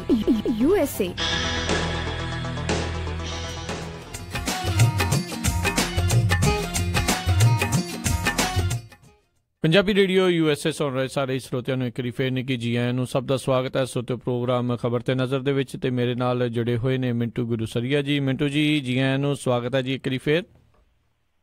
ਸ਼ੁਕਰੀਆ ਜੀ। ਤੇ ਮਿੰਟੂ ਜੀ, ਆਪਾਂ ਅਗਲੀਆਂ ਜਿਹੜੀਆਂ ਕੁਝ ਖਬਰਾਂ ਦੇ ਵੱਲ ਨਜ਼ਰ ਬਣਾਉਂਦੇ ਆ। ਪੈਸੇ ਲੈ ਕੇ ਗੈਂਗਸਟਰ ਨੂੰ ਛੱਡਣ ਦੇ ਮਾਮਲੇ ਦੇ ਵਿੱਚ ਹੋ ਰਹੇ ਹਨ ਹੈਰਾਨ ਕਰਨ ਵਾਲੇ ਖੁਲਾਸੇ। ਦੇਖੋ, ਇਹ ਜਿਹੜਾ ਗੈਂਗਸਟਰ ਫੜਿਆ ਸੀਗਾ ਨਾ ਯੂਪੀ ਦੇ ਵਿੱਚ, ਗੋਪੀ ਘਨਸ਼ਾਮਪੁਰੀਆ ਜੀ, ਪਹਿਲੀ ਗੱਲ ਤੇ ਇਹਦਾ ਪਤਾ ਨਹੀਂ ਲੱਗਣ ਡਿਆ ਕਿ ਇਹ ਜਿੰਦਾ ਵੀ ਆ ਜਾਂ ਇਹਨੂੰ ਪੱਕੇ ਤੌਰ ਤੇ ਹੀ ਛੱਡ ਦਿੱਤਾ ਜੀ। ਇਹਦਾ ਹਾਲੇ ਤੱਕ ਕੋਈ ਵੀ ਅਤਾ ਪਤਾ ਨਹੀਂ ਲੱਗਿਆ। ਉਸ ਤੋਂ ਬਾਅਦ ਸਿਰਫ ਇੰਨਾ ਪਤਾ ਲੱਗਿਆ ਕਿ ਇਸ ਬੰਦੇ ਨੂੰ ਸੌਦੇਬਾਜ਼ੀ ਕਰਕੇ ਉਸ ਪੁਲਿਸ ਅਫਸਰ ਨੇ ਛਡਾਇਆ। ਜਿਹੜੇ ਪੁਲਿਸ ਅਫਸਰ ਦੇ ਗਾਂ ਇੱਕ ਕਾਂਗਰਸੀ ਲੀਡਰ ਦੇ ਨਾਲ ਚੰਗੇ ਤਾਲੁਕਾਤ ਸਨ ਜੀ। ਉਸ ਅਫਸਰ ਨੇ ਛਡਾਇਆ ਜਾਂ ਛੱਡਿਆ ਇਹਦੇ ਨਾਲ ਬਹੁਤਾ ਫਰਕ ਨਹੀਂ ਪੈਂਦਾ, ਪਰ ਦੱਸਦੇ ਆ ਕਿ ਜਿਹੜੀ ਡੀਲ ਹੋਈ ਸੀ ਉਹ 1 ਕਰੋੜ ਰੁਪਈਏ 'ਚ ਹੋਈ ਸੀ, ਜਿਹਦੇ 'ਚੋਂ 45 ਲੱਖ ਰੁਪਈਆ ਜਿਹੜਾ ਪੇਸ਼ਗੀ ਦਿੱਤਾ ਗਿਆ। ਉਸ ਤੋਂ ਬਾਅਦ ਇਹਨੂੰ ਛੱਡਿਆ ਗਿਆ ਜਾਂ ਇਹਨੂੰ ਮਾਰਿਆ ਗਿਆ, ਇਹ ਇੱਕ ਬਹੁਤ ਵੱਡੀ ਬੁਝਾਰਤ ਬਣੀ ਪਈ ਆ। ਕੁਛ ਲੋਕ ਕਹਿੰਦੇ ਆ ਕਿ ਇਹਨੂੰ ਟਪਾ ਦਿੱਤਾ ਗਿਆ ਤੇ ਕੁਛ ਲੋਕ ਕਹਿੰਦੇ ਆ ਕਿ ਇਹਨੂੰ ਬਾਰਡਰ ਟਪਾ ਦਿੱਤਾ ਗਿਆ ਨੇਪਾਲ ਵਾਲਾ, ਕੁਛ ਲੋਕ ਕਹਿੰਦੇ ਕਿ ਉਦਾਂ ਹੀ ਟਪਾ ਦਿੱਤਾ। ਕਿਉਂਕਿ ਇਸ ਸਮੇਂ ਯੂਪੀ ਦੇ ਵਿੱਚ ਇਨਕਾਊਂਟਰਾਂ ਦੀ ਨੇਰੀ ਚੱਲਣ ਰਹੀ ਆ। ਤੁਸੀਂ ਯੂਪੀ ਦੀਆਂ ਲੋਕਲ ਅਖਬਾਰਾਂ ਚੁੱਕ ਕੇ ਦੇਖ ਲਓ, ਹਰੇਕ ਅਖਬਾਰ ਦੇ ਫਰੰਟ ਪੰਨੇ ਤੇ ਤੁਹਾਨੂੰ ਇਨਕਾਊਂਟਰ ਮਿਲੇਗਾ। ਔਰ ਇਨਕਾਊਂਟਰ ਜਿਹਦੇ ਤੇ 5000 ਰੁਪਏ ਦਾ ਵੀ ਨਾਮ ਆ, ਉਹ ਸੋਨੂੰ ਵੀ ਠੋਕ ਦਿੰਦੀ ਆ। ਔਰ ਠੋਕ ਕਿਉਂ ਰਹੇ ਆ? ਇਹ ਯੋਗੀ ਆਦਿੱਤਿਆਨਾਥ ਦੀ ਇੱਕ ਨਵੀਂ ਪਾਲਿਸੀ ਹੈ ਜੀ। ਉਹ ਪਾਲਿਸੀ ਕੀ ਆ? ਉਹ ਕਹਿੰਦਾ ਕਿ ਬਦਨਾਮੀ ਬਹੁਤ ਹੋਣ ਡਈ ਆ, ਇਹਨਾਂ ਨੂੰ ਚਾਲੂ ਕਰ ਦਿਓ। ਔਰ ਪੁਲਿਸ ਨੂੰ ਐਸੀ ਹੱਲਾਸ਼ੇਰੀ ਮਿਲੀ ਆ, ਨਾਲ 1 ਲੱਖ ਰੁਪਈਆ ਤੇ ਤਰੱਕੀ ਵੀ ਆ, ਇਸ ਕਰਕੇ ਪਿੱਛੋਂ ਪਿੱਠ ਵੀ ਚਾਪੜਾ ਮਿਲਦੀ ਆ। ਉਹ ਠੋਕੀ ਤੁਰੇ ਆਉਂਦੇ ਆ। ਹੁਣ ਤੱਕ ਆ ਜਿਹੜੇ 6 ਮਹੀਨੇ ਗੁਜ਼ਰੇ ਆ, ਇਹਨਾਂ 6 ਮਹੀਨਿਆਂ 'ਚ ਉੱਥੇ 400 ਤੋਂ ਵੱਧ ਐਨਕਾਊਂਟਰ ਹੋ ਚੁੱਕੇ ਆ। ਪਰ ਐਨਕਾਊਂਟਰਾਂ ਦੀ ਜਦੋਂ ਵੀ ਗੱਲ ਆਉਂਦੀ ਆ, ਯੂਪੀ ਤੇ ਪਹਿਲਾਂ ਹੀ ਬਦਨਾਮ ਆ। 2000 ਤੋਂ ਲੈ ਕੇ ਹੁਣ ਤੱਕ ਪੂਰੇ ਭਾਰਤ ਦੇ ਵਿੱਚ ਜਿੰਨੇ ਵੀ ਐਨਕਾਊਂਟਰ ਹੋਏ ਆ, ਹਰੇਕ ਦੂਜਾ ਐਨਕਾਊਂਟਰ ਫੇਕ ਨਿਕਲਿਆ। 2500 ਦੇ ਕਰੀਬ ਐਨਕਾਊਂਟਰ ਹੋਇਆ, 1200 ਦੇ ਕਰੀਬ ਜਿਹੜੇ ਆ ਉਹਨਾਂ ਚੋਂ ਉਹ ਫੇਕ ਨਿਕਲੇ ਆ। ਤੇ ਜਿੰਨੇ ਕੁੱਲ ਫੇਕ ਨਿਕਲੇ ਆ, ਉਹਨਾਂ ਚੋਂ ਅੱਧੇ ਇਕੱਲੇ ਯੂਪੀ ਚੋਂ ਫੇਕ ਨਿਕਲੇ ਹੁਣ ਤੱਕ। ਕਿ ਜਿਹੜੇ ਇਹ ਆ ਇਨਕਾਊਂਟਰ ਹੁੰਦੇ ਆ, ਇਹ ਗਾਂ ਜਾ ਕੇ ਫੇਕ ਨਿਕਲਣਗੇ ਜਾਂ ਸਹੀ ਨਿਕਲਣਗੇ ਉਹ ਤੇ ਪਤਾ ਨਹੀਂ। ਪਰ ਇਹ ਦੱਸਦੇ ਆ ਕਿ ਗੋਪੀ ਘਣਸ਼ਿਆਮਪੁਰੀਆ ਵੀ ਹੋ ਸਕਦਾ ਕਿਸੇ ਇਨਕਾਊਂਟਰ ਦਾ ਹਿੱਸਾ ਬਣ ਗਿਆ ਹੋਵੇ, ਤੇ ਜਾਂ ਫਿਰ ਉਹ ਕਿਸੇ ਪਾਸੇ ਟਪਾ ਦਿੱਤਾ ਗਿਆ ਹੋਵੇ। ਯਾਨੀ ਕਿਉਂਕਿ ਯੂਪੀ ਦੇ ਅੱਗੇ ਜਾ ਕੇ ਨੇਪਾਲ ਬਾਰਡਰ ਲੱਗਦਾ, ਹੋ ਸਕਦਾ ਉਹਨੂੰ ਬਾਰਡਰ ਕ੍ਰਾਸ ਕਰਵਾ ਦਿੱਤਾ ਗਿਆ ਹੋਵੇ। ਪਰ ਇਹ ਤੈਅ ਹੋ ਗਿਆ ਕਿ ਡੀਲ ਹੋਈ ਸੀਗੀ, ਕਿਉਂਕਿ ਪੰਜਾਬ ਪੁਲਿਸ ਨੇ ਕੁਛ ਇਸ ਤਰ੍ਹਾਂ ਦੀਆਂ ਕਾਲਾਂ ਟਰੇਸ ਕੀਤੀਆਂ ਜਿਹਦੇ 'ਚ ਇਹ ਸਾਰੇ ਬਿਊਰੇ ਦਰਜ ਪਾਏ ਗਏ ਆ। ਹੁਣ ਦੂਜੇ ਪਾਸੇ ਆ ਜਾਈਏ ਕਿ ਇਹ ਪੈਸੇ ਦਾ ਇੰਤਜ਼ਾਮ ਕਿੱਦਾਂ ਹੋਇਆ। ਇਹ ਵੀ ਬੜਾ ਦਿਲਚਸਪ ਕਿੱਸਾ ਹੈ। ਦੱਸਦੇ ਆ ਕਿ ਇੱਥੇ ਪੰਜਾਬ ਦੀ ਅੰਮ੍ਰਿਤਸਰ ਦੀ ਜੇਲ੍ਹ ਦੇ ਵਿੱਚ ਇੱਕ ਸ਼ਖਸ ਬੈਠਾ ਜਿਹਨੇ ਆਪਣੇ ਬਾਹਰਲੇ ਸਾਥੀਆਂ ਨੂੰ ਫੋਨ ਘੁਮਾਇਆ ਕਿ ਆਪਣਾ ਸਾਥੀ ਯੂਪੀ ਦੇ ਵਿੱਚ ਫਸ ਗਿਆ ਤੇ 1 ਕਰੋੜ ਰੁਪਏ ਦਾ ਇੰਤਜ਼ਾਮ ਕਰੋ। ਤੇ ਜਿਹਦੇ ਹਿੱਸੇ ਜਿੰਨਾ ਵੀ ਆਇਆ ਉਹ ਅਗਲੇ ਨੇ ਕਰ ਦਿੱਤਾ। ਪਰ ਉਹਦੇ 'ਚ ਸਭ ਤੋਂ ਜ਼ਿਆਦਾ ਹਿੱਸਾ ਪਾਇਆ 2 ਸ਼ਰਾਬ ਦੇ ਠੇਕੇਦਾਰਾਂ ਨੇ। ਉਹ ਹੁਣ ਠੇਕੇਦਾਰ ਵੀ ਫੜੇ ਗਏ ਆ। ਔਰ ਦੱਸਦੇ ਆ ਕਿ ਜਿਹੜਾ 45 ਲੱਖ ਰੁਪਈਆ ਗਿਆ, ਉਹਦੇ 'ਚ ਬਹੁਤੀ ਰਕਮ ਹੈ ਜਿਹੜੀ ਉਹ ਇਹਨਾਂ ਸ਼ਰਾਬ ਦੇ ਠੇਕੇਦਾਰਾਂ ਨੇ ਦਿੱਤੀ ਸੀ ਜੀ। ਸੋ ਇਹ ਇਸ ਕਹਾਣੀ ਦਾ ਸਭ ਤੋਂ ਦਿਲਚਸਪ ਪਹਿਲੂ ਹੈ ਕਿ ਜੇਲ੍ਹ ਦੇ ਵਿੱਚ ਬੈਠਾ ਇੱਕ ਸ਼ਖਸ ਆਪਣੇ ਦੋਸਤ ਮਿੱਤਰ ਨੂੰ ਛਡਾਉਣ ਲਈ ਪੈਸੇ ਦਾ ਪ੍ਰਬੰਧ ਕਰਦਾ। ਹੁਣ ਤੁਸੀਂ ਆਪ ਹੀ ਅੰਦਾਜ਼ਾ ਲਾ ਲਓ ਕਿ ਜਿਹੜੇ ਹਾਕਮ ਇਹ ਗੱਲ ਕਹਿੰਦੇ ਆ ਕਿ ਅਸੀਂ ਗੈਂਗ ਕਲਚਰ ਨੂੰ ਨੇਸਤਾਨਾ ਬੂਤ ਕਰ ਦਿਆਂਗੇ, ਅਸੀਂ ਇਹਨਾਂ ਦਾ ਵੀ ਨਾਸ਼ ਕਰ ਦਿਆਂਗੇ। ਕਦੇ ਕਦੇ ਕੈਪਟਨ ਸਾਹਿਬ ਮੂਡ 'ਚ ਹੋਣ ਤੇ ਉਹ ਚੇਤਾਵਨੀ ਵੀ ਜਾਰੀ ਕਰ ਦਿੰਦੇ ਆ, ਗੈਂਗਸਟਰਾਂ ਨੂੰ ਕਹਿੰਦੇ ਆ ਕਿ ਬੰਦੇ ਬਣ ਜਾਓ, ਓਏ ਤੁਸੀਂ ਹਟ ਜਾਓ ਨਹੀਂ ਤੇ ਤੁਹਾਡੇ ਨਾਲ ਬਹੁਤ ਸਖਤੀ ਕਰਾਂਗੇ। ਤੇ ਸਾਡੇ ਅਖਬਾਰ ਵੀ ਨਾ ਫਿਰ ਵਧਾ ਚੜਾ ਕੇ ਕਰਦੇ ਆ, ਕੈਪਟਨ ਨੇ ਲਲਕਾਰਿਆ, ਕੈਪਟਨ ਗੁਹਾਰਿਆ, ਪਤਾ ਨਹੀਂ ਕਿਆ ਕਿਆ। ਪਰ ਹੋ ਕੀ ਰਿਹਾ ਕਿ ਦੇਖੋ ਜੇਲ੍ਹਾਂ ਦੇ ਵਿੱਚੋਂ ਨੈਕਸਸ ਚੱਲਦੇ ਪਏ ਆ। ਜੇਕਰ ਉਹਨੇ ਟੈਲੀਫੋਨ ਕੀਤਾ, ਖੁਦ ਪੁਲਿਸ ਇਹ ਗੱਲ ਕਹਿੰਦੀ ਪਈ ਆ ਕਿ ਜੇਲ੍ਹ ਦੇ ਵਿੱਚੋਂ ਟੈਲੀਫੋਨ ਗਿਆ, ਇਹਦਾ ਮਤਲਬ ਕਿ ਜੇਲ੍ਹ ਦੇ ਵਿੱਚ ਟੈਲੀਫੋਨ ਯੂਜ਼ ਹੋਇਆ। ਪਰ ਇੱਕ ਵਾਰੀ ਤੇ ਨਹੀਂ ਕੀਤਾ ਹੋਊਗਾ ਉਹਨੇ, ਇੱਕ ਵਾਰੀ ਤੇ ਕੀਤਾ ਨਹੀਂ ਹੋਣਾ, ਵਾਰ-ਵਾਰ ਕਾਲਿੰਗ ਹੋਈ ਹੁੰਦੀ ਹੋਊਗੀ। ਸੋ ਟੈਲੀਫੋਨ ਨਹੀਂ ਬੰਦ ਹੋ ਰਹੇ, ਉੱਥੇ ਗੈਂਗਸਟਰਾਂ ਦੀ ਠਾਠਾ ਕਿੱਥੇ ਬੰਦ ਹੋਏਗੀ। ਸੋ ਸਭ ਤੋਂ ਵੱਡਾ ਸਵਾਲ ਇੱਕ ਵਾਰ ਫੇਰ ਪੰਜਾਬ ਦੀਆਂ ਜੇਲ੍ਹਾਂ ਤੇ ਹੀ ਆ, ਔਰ ਜੇਲ੍ਹਾਂ ਦੀਆਂ ਜੋ ਪ੍ਰਬੰਧਨ ਵਾਲੀਆਂ ਏਜੰਸੀਆਂ ਉਹਨਾਂ ਤੇ ਹੀ ਆ ਕਿ ਹੁਣ ਤੱਕ ਟੈਲੀਫੋਨ ਯੂਜ਼ ਹੋਣੇ ਬੰਦ ਕਿਉਂ ਨਹੀਂ ਹੋਏ। ਇਹ ਸਭ ਤੋਂ ਵੱਡਾ ਸਵਾਲ ਆ। ਔਰ ਇਸ ਸਮੇਂ ਸਵਾਲਾਂ ਦਾ ਸਵਾਲ ਇਹ ਵੀ ਆ ਕਿ ਜਿਹੜਾ ਇੱਕ ਨੈਕਸਸ ਬਣਿਆ ਜਿਹਦੇ 'ਚ ਇਕੱਲੇ ਠੇਕੇਦਾਰ ਹੀ ਨਹੀਂ, ਹੋਰ ਵੀ ਬਹੁਤ ਸਾਰੇ ਠੇਕੇਦਾਰ ਹੀ ਨਹੀਂ, ਰੁਤਬੇਦਾਰ ਵੀ ਆ। ਰੁਤਬੇਦਾਰ ਵੀ ਕਈ ਥਾਵੇਂ ਤੇ ਜਥੇਦਾਰ ਵੀ ਨਿਕਲੇ ਆ। ਤੁਹਾਨੂੰ ਯਾਦ ਹੀ ਹੋਣਾ ਜਿਹੜੀ ਨਾਭਾ ਫਰਾਰੀ ਹੋਈ ਸੀਗੀ, ਉਹਦੇ 'ਚ ਗੱਡੀਆਂ ਦਾ ਜਿਹੜਾ ਇੰਤਜ਼ਾਮ ਕੀਤਾ ਸੀ ਉਹ ਗੁਰਦਾਸਪੁਰ ਦੇ ਇੱਕ ਪਿੰਡ ਦਾ ਅਕਾਲੀ ਸਰਪੰਚ ਸੀ, ਜਿਹਨੇ ਗੱਡੀਆਂ ਖੋਹ ਕੇ ਸਭ ਕੁਛ ਇੰਤਜ਼ਾਮ ਕੀਤਾ, ਜੁਗਾੜ ਕੀਤਾ। ਸੋ ਇਹ ਸਾਰੀਆਂ ਕਹਾਣੀਆਂ ਜਿਹੜੀਆਂ ਨਿਕਲਦੀਆਂ ਪਈਆਂ, ਜਿਹੜੇ ਲੋਕ ਆਮ ਲੋਕ ਸ਼ੱਕ ਪ੍ਰਗਟਾਉਂਦੇ ਸਨ ਕਿ ਇਹਨਾਂ ਦੀਆਂ ਤਾਰਾਂ ਜਿਹੜੀਆਂ ਵੱਡੇ ਗ੍ਰਿਡਾਂ 'ਚ ਜੁੜਦੀਆਂ। ਦੇਖ ਲਓ ਪੁਲਿਸ ਹੁਣ ਹੌਲੀ ਹੌਲੀ ਕਰਕੇ ਮੰਨਦੀ ਪਈ ਆ, ਬੋਚ ਕੇ ਮੰਨਦੀ ਪਈ ਆ। ਲੋਕ ਸਾਡੇ ਕਿੰਨੇ ਕਾਬਲ ਆ, ਲੋਕ ਸਾਡੇ ਕਿੰਨੇ ਸਿਆਣੇ ਆ, ਉਹ ਅੱਜ ਤੋਂ 24-25 ਸਾਲ ਪਹਿਲਾਂ ਦੇ ਪਿੱਟਣ ਡਏ ਆ ਕਿ ਜੀ ਸਾਡੇ ਜਿਹੜੇ ਇੱਥੇ ਇਹ ਗਰੋਹਬਾਜ਼ ਤੁਰੇ ਫਿਰਦੇ ਆ, ਇਹ ਗਰੋਹਬਾਜ਼ ਆਪਣੇ ਦਮ ਤੇ ਨਹੀਂ ਤੁਰੇ ਫਿਰਦੇ, ਇਹਦੇ ਪਿੱਛੇ ਕੁਛ ਨਾ ਕੁਛ ਹੱਥ ਆ। ਹੁਣ ਪੁਲਿਸ ਵੀ ਹੌਲੀ ਹੌਲੀ ਮੰਨਦੀ ਪਈ ਆ ਕਿ ਇਹਨਾਂ ਦੇ ਪਿੱਛੇ ਜਿਹੜਾ ਹੱਥ ਆ, ਉਹ ਹੱਥੇ ਦੇ ਵਿੱਚ ਬਹੁਤ ਸਾਰੇ ਲੋਕਾਂ ਦਾ ਹੱਥ ਆ। ਉਹਦੇ 'ਚ ਪੁਲਿਸ ਵੀ ਆ, ਉਹਦੇ 'ਚ ਰੁਤਬੇਦਾਰ ਵੀ ਆ, ਉਹਦੇ 'ਚ ਠੇਕੇਦਾਰ ਵੀ ਆ, ਉਹਦੇ 'ਚ ਜਥੇਦਾਰ ਵੀ ਆ, ਉਹਦੇ 'ਚ ਕੋਈ ਫਸੇਦਾਰ ਵੀ ਹੋਣਗੇ, ਪਰ ਬਹੁਤ ਸਾਰੇ ਲੋਕ ਹੈਗੇ ਆ। ਜੀ ਜੀ ਜੀ ਮਿੰਟੂ ਗੁਰੇਸਰ ਜੀ, ਅਗਲੀ ਗੱਲ ਕਰੀਏ ਕੈਪਟਨ ਦੀ। ਤੁਸੀਂ ਇਸ ਤੋਂ ਪਹਿਲਾਂ ਗੱਲ ਕੀਤੀ ਸੀ, ਉਹਨਾਂ ਨੇ ਬਿਆਨ ਦਿੱਤਾ ਵੀ ਗ੍ਰਿਫਤਾਰ ਕੀਤੇ ਕਿਸਾਨਾਂ ਨੂੰ ਛੱਡਣ ਦਾ ਐਲਾਨ ਕੀਤਾ ਹੈ ਤੇ ਨਾਲ ਗੁਰਦਾਸਪੁਰ ਮੁਹਿੰਮ ਦੀ ਸ਼ੁਰੂ ਕਰਤੀ ਆ। ਪਹਿਲੋਂ ਆਪ ਹੀ ਫੜ ਕੇ ਆਪ ਹੀ ਛੱਡਤੇ, ਤੇ ਇਹ ਕੀ ਬਸ ਕਹਿ ਲਓ ਵੀ ਇਲੈਕਸ਼ਨ ਕਰਕੇ ਹੀ ਇਹ ਸਾਰਾ ਕੁਝ ਹੋ ਰਿਹਾ? ਬਿਲਕੁਲ ਤੁਸੀਂ ਸਹੀ ਗੱਲ ਫੜੀ ਆ ਕਿ ਇਹ ਇਲੈਕਸ਼ਨ ਤੋਂ ਪਹਿਲਾਂ ਇੱਕ ਤਰ੍ਹਾਂ ਨਾਲ ਕਹਿ ਲਈਏ ਨਾ ਕਿ ਅੱਗ ਲਾ ਕੇ ਫਿਰ ਮੁੜ ਕੇ ਸਾਰਾ ਨੁਕਸਾਨ ਕਰਕੇ ਉਹਦੇ ਤੇ ਛੱਟੇ ਮਾਰਨ ਦੀ ਕਵਾਇਦ ਆ ਕਿ ਦੇਖੋ ਜੀ ਅਸੀਂ ਅੱਗ ਬੁਝਾ ਰਹੇ ਹਾਂ। ਸੋ ਅੱਗ ਲਾਉਣ ਵਾਲੇ ਲੋਕ ਹੀ ਆਏ ਜੀ। ਹੁਣ ਜਿਹੜਾ ਇਹਨਾਂ ਨੇ ਐਲਾਨ ਕੀਤਾ ਵਾ, ਉਹਦੇ 'ਚ ਇਹਨਾਂ ਨੇ ਕਿਹਾ ਕਿ ਜਿੰਨੇ ਵੀ ਕਿਸਾਨ ਫੜੇ ਗਏ ਸਨ, ਲਗਭਗ 450 ਕਿਸਾਨ ਅਰੈਸਟ ਕੀਤੇ ਸੀਗੇ। ਕਹਿੰਦੇ ਕਿ 34 ਤੇ ਪਹਿਲਾਂ ਹੀ ਰਿਹਾ ਕੀਤੇ ਜਾ ਚੁੱਕੇ ਆ, 308 ਹੈ ਜਿਹੜੇ ਉਹ ਜੁਡੀਸ਼ੀਅਲ ਕਸਟਡੀ ਦੇ ਵਿੱਚ ਆ, ਤੇ 35 ਹੈ ਜਿਹੜੇ ਉਹ ਪੁਲਿਸ ਕਸਟਡੀ 'ਚ ਆ। ਇਹਨਾਂ ਨੂੰ ਜਲਦੀ ਤੋਂ ਜਲਦੀ ਰਿਹਾ ਕਰਨ ਦੀ ਪ੍ਰਕਿਰਿਆ ਅਸੀਂ ਸ਼ੁਰੂ ਕਰ ਦਿੱਤੀ ਆ। ਬਿਲਕੁਲ ਸਹੀ ਸਵਾਲ ਆ ਕਿ ਧਰਨਾ ਤੇ ਅੱਜ ਸ਼ੁਰੂ ਹੋਇਆ, 26 ਤਰੀਕ ਤੱਕ ਚੱਲਣਾ। ਹੁਣ ਤੁਹਾਨੂੰ ਕਿਹੜੇ ਜੋਤਸ਼ੀ ਨੇ ਦੱਸ ਦਿੱਤਾ ਕਿ ਭਾਈ ਇਹਨਾਂ ਨੂੰ ਛੱਡ ਦਿਓ, ਪੰਜਾਬ ਦੇ ਵਿੱਚ ਅਮਨ ਅਮਾਨ ਰਹੂਗਾ? ਜੇ ਹੁਣ ਇਹ ਅਮਨ ਅਮਾਨ ਰੱਖ ਸਕਦੇ ਆ ਤੇ ਪਹਿਲਾਂ ਕਿਹੜਾ ਪੰਜਾਬ ਨੂੰ ਸਿਰ ਤੇ ਚੁੱਕ ਕੇ ਕਿਸੇ ਪਾਸੇ ਲਈ ਜਾਂਦੇ ਸੀਗੇ? ਉਦੋਂ ਇਹਨਾਂ ਨੂੰ ਕਾਹਤੋਂ ਫੜਿਆ ਗਿਆ? ਜ਼ਲੀਲ ਕਰ ਕਰਕੇ ਫੜਿਆ ਗਿਆ, ਔਰ ਇਹਨਾਂ ਦੇ ਪਰਿਵਾਰਾਂ ਨੂੰ ਵੀ ਤੰਗ ਕੀਤਾ ਗਿਆ। ਇੱਕ ਪਤੀ ਪਤਨੀ ਉਹ ਦੋਵੇਂ ਜੇਲ੍ਹ ਦੇ ਵਿੱਚ ਨੇ। ਦੇਖੋ ਤੁਸੀਂ, ਇੱਕ ਐਸਾ ਤੋਹਫਾ ਹੈ ਕੈਪਟਨ ਸਰਕਾਰ ਦਾ ਕਿਸਾਨ ਜਥੇਬੰਦੀਆਂ ਨੂੰ ਕਿ ਇੱਕ ਪਤੀ ਪਤਨੀ ਜਿਹੜੇ ਆ ਉਹ ਵੀ ਜੇਲ੍ਹ ਦੇ ਵਿੱਚ ਨਜ਼ਰ ਬੰਦ ਆ। ਸੋ ਇੰਨੀ ਡਰੀ ਹੋਈ ਸਰਕਾਰ ਆ ਕਿ ਕਿਤੇ ਕਿਸਾਨ ਸਾਡਾ ਰਸਤਾ ਨਾ ਰੋਕ ਲੈਣ। ਹੁਣ ਕਿਉਂਕਿ ਇਹਨਾਂ ਦੇ ਮੂੰਹ ਤੇ ਕੋਰਟ ਚੋਂ ਵੀ ਚਪੇੜ ਵੱਜੀ ਆ। ਇਹਨਾਂ ਨੇ ਆਖਿਆ ਸੀਗਾ ਕਿ ਗੈਰ ਕਾਨੂੰਨੀ ਐਲਾਨ ਦਿਓ ਜੀ ਇਸ ਪ੍ਰਦਰਸ਼ਨ ਨੂੰ। ਅਦਾਲਤ ਨੇ ਆਖਿਆ ਕਿਉਂ ਐਲਾਨ ਦਈਏ, ਕਿਉਂ ਐਲਾਨ ਦਈਏ? ਇਹ ਕੋਈ ਦਿੱਲੀ ਰਾਜਧਾਨੀ ਮੰਗਣ ਡਏ ਕਿ ਸਾਨੂੰ ਰਾਜਧਾਨੀ ਦੇ ਦਿਓ? ਇਹ ਆਪਣੇ ਹੱਕ ਹੀ ਮੰਗਦੇ ਪਏ। ਤੁਸੀਂ ਇਹ ਗੱਲ ਕਹਿੰਦੇ ਹੋ ਕਿ ਇਹਨਾਂ ਦਾ ਧਰਨਾ ਹੀ ਗੈਰ ਕਾਨੂੰਨੀ ਕਰਾਰ ਦੇ ਦਿਓ। ਕਿਉਂ ਦੇ ਦਈਏ? ਹਾਂ, ਤੁਸੀਂ ਇਹਨਾਂ ਲਈ ਸਗੋਂ ਰੋਟੀ ਪਾਣੀ ਦਾ ਪ੍ਰਬੰਧ ਕਰੋ, ਇਹ ਤੇ ਆਪਣਾ ਹੱਕ ਮੰਗਣ ਆਉਂਦੇ ਆ। ਹੁਣ ਨਾਲ ਫਿਰ ਕੈਪਟਨ ਅਮਰਿੰਦਰ ਸਿੰਘ ਨੇ ਅੱਜ ਇਹ ਗੱਲ ਕਹਿਤੀ ਆ। ਉਹ ਕਹਿੰਦਾ ਜੀ ਕਿ ਦੇਖੋ ਸਾਡੀ ਖਜ਼ਾਨੇ ਵਾਲੀ ਜਿਹੜੀ ਹਾਲਤ ਆ ਉਹਦੇ ਵੱਲ ਥੋੜੀ ਜਿਹੀ ਝਾਤੀ ਮਾਰੋ, ਸਾਨੂੰ ਥੋੜਾ ਜਿਹਾ ਸਮਾਂ ਦਿਓ। ਉਦਾਂ ਉਹਨੇ ਕਿਹਾ ਕਿ ਮੈਂ 3 ਮੈਂਬਰੀ ਕਮੇਟੀ ਵਧਾ ਦਿੱਤੀ ਹੈ ਜੋ ਕਿਸਾਨ ਜਥੇਬੰਦੀਆਂ ਨਾਲ ਗੱਲਬਾਤ ਕਰੇਗੀ। ਅਸੀਂ ਸੋਲਿਊਸ਼ਨ ਕੱਢਣ ਦਾ ਯਤਨ ਕਰਾਂਗੇ ਔਰ ਉਮੀਦ ਕਰਦੇ ਹਾਂ ਕਿ ਸੋਲਿਊਸ਼ਨ ਨਿਕਲ ਆਏਗਾ। ਆਹ ਤਾਂ ਹੋਈ ਨਾ ਗੱਲ ਬੰਦਿਆਂ ਵਾਲੀ। ਆਹੀ ਗੱਲ ਆਪਾਂ ਕੱਲ ਕਰਦੇ ਸਾਂ ਕਿ ਕੈਪਟਨ ਅਮਰਿੰਦਰ ਸਿੰਘ ਨੂੰ ਡਾਇਲੋਗ ਕਰਨਾ ਚਾਹੀਦਾ। ਹਾਂ, ਇਸ ਗੱਲ ਨਾਲ ਕੋਈ ਵੀ ਬੰਦਾ ਅਸਹਿਮਤ ਨਹੀਂ ਹੋ ਸਕਦਾ ਕਿ ਕੈਪਟਨ ਅਮਰਿੰਦਰ ਸਿੰਘ ਨੂੰ ਸਮਾਂ ਦੇਣਾ ਚਾਹੀਦਾ, ਸਮਾਂ ਦਿੱਤਾ ਜਾਣਾ ਚਾਹੀਦਾ। ਉਹ ਸਮਾਂ ਕਿੰਨਾ ਕੁ ਹੋਵੇ ਇਹ ਕੈਪਟਨ ਅਮਰਿੰਦਰ ਸਿੰਘ ਨੂੰ ਖੁਦ ਤੈਅ ਕਰਨਾ ਚਾਹੀਦਾ ਕਿ ਹਾਂ ਭਾਈ ਇੰਨਾ ਕੁ ਸਮਾਂ ਸਾਨੂੰ ਹੋਰ ਦਿਓ, ਅਸੀਂ ਸਭ ਕੁਝ ਠੀਕ ਕਰਨ ਦਾ ਯਤਨ ਕਰਾਂਗੇ। ਜੇ ਉਸ ਯਤਨ ਦੇ ਵਿੱਚ ਅਸੀਂ ਅਸਫਲ ਰਹੇ ਤੇ ਭਾਈ ਤੁਸੀਂ ਆਪਣੀ ਡੁਗਡੁਗੀ ਵਜਾ ਲਿਓ, ਅਸੀਂ ਆਪਣੀ ਡੁਗਡੁਗੀ ਵਜਾ ਲਾਂਗੇ। ਪਰ ਕੁਛ ਨਾ ਕੁਛ ਕਰਨਾ ਤੇ ਚਾਹੀਦਾ ਨਾ।